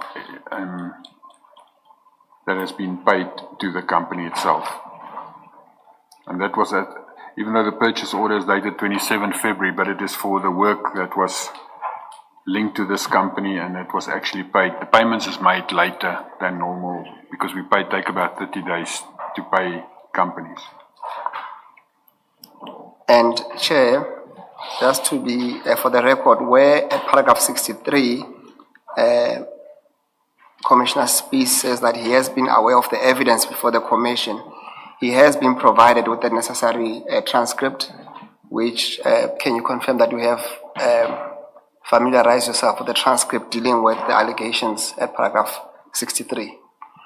Correct, Commission, but it's a small extract of Sergeant Nkosi where he specifically discussed me, my name, and the involvement there, and then up to where this land invasion portion. It's that transcript portion. It's approximately, I haven't counted them, but it's about 15 to 20 pages. Thank you. And then lastly, you did refer to Mr. Veli Mandule, who had assisted you, and you have indicated in your statement that we intend on filing at least a confirmatory statement to an extent that he assisted you in better understanding of the accounting aspect of this tender. Correct. He's dealing with the finances at our department and he explained all of these processes at the back end to me. Yes. Lastly then, Commissioner Spies, this is the last aspect, which is your conclusion, and will be your chance to issue out any remarks that you might want to make before the Commission at the end of your statement. Maybe before you do that, that transcript, you say it is a small part of Sergeant Nkosi's evidence where it relates to you and Ngapesheya. I just want to be sure. It also includes the discussion on goobies. That's correct, Commissioner. So you've seen that. It's a portion about where my name is mentioned to say something about he's the one that stops the services, and then it mentioned goobies, it mentioned Ngabashaya, and it speaks about Mfetu. Yes. And that it's that portion of his testimony that was provided to me to read through. Thank you. Commissioner Baloi, just for the record, that specific portion of the transcript is referred to, just for the marking, at page 998. This is file 44, page 998 to 1033, so it's a bit more than 30 pages or so dealing with those allegations. Thank you. Commissioner Spies, I think I had invited you to make your closing remarks in line with your conclusion at paragraph 65. Commissioners, there's one part in my statement that I will read, but there's also another part that I want to add, is that I obviously submit this statement to highlight the institutional failures or the subversion of lawful authority that I experienced during my limited time at Tshwane Metro Police. My actions taken in my official capacity as acting chief and at those times as instructed by the chief were aimed at upholding the integrity of the department and addressing serious allegations of misconduct. But then I also further have to state that, and it's with genuine respect towards the commission, is that I testified as a whistleblower at the commission, and the victimization of whistleblowers, even in my new career, the way I'm being, and I don't want to put it openly as abuse, but it's the way I'm being addressed. My nickname is, for instance, they will make jokes about it to say Madlanga Commission when I enter into a conversation or when I sit in a meeting. There's people that say that my presence threatened them and I'm taking notes and I will use it against future commissions, and that is that I would really ask the commission if we can really look at something eventually in recommendations which look at how do we protect whistleblowers? How do we make it as easy as possible for genuine people who wants to upkeep the law, who wants to be honest? How can we protect them from coming out and divulge it? There's a lot of honest people that is too afraid to speak. And the few of us that do speak about it, we are properly victimized, and there's genuinely something that need to be done to protect whistleblowers. It's my final just remarks. I implore if that can be looked at. How do we protect people who wants to genuinely be honest and speak about this and get this scrounge out of the law enforcement completely?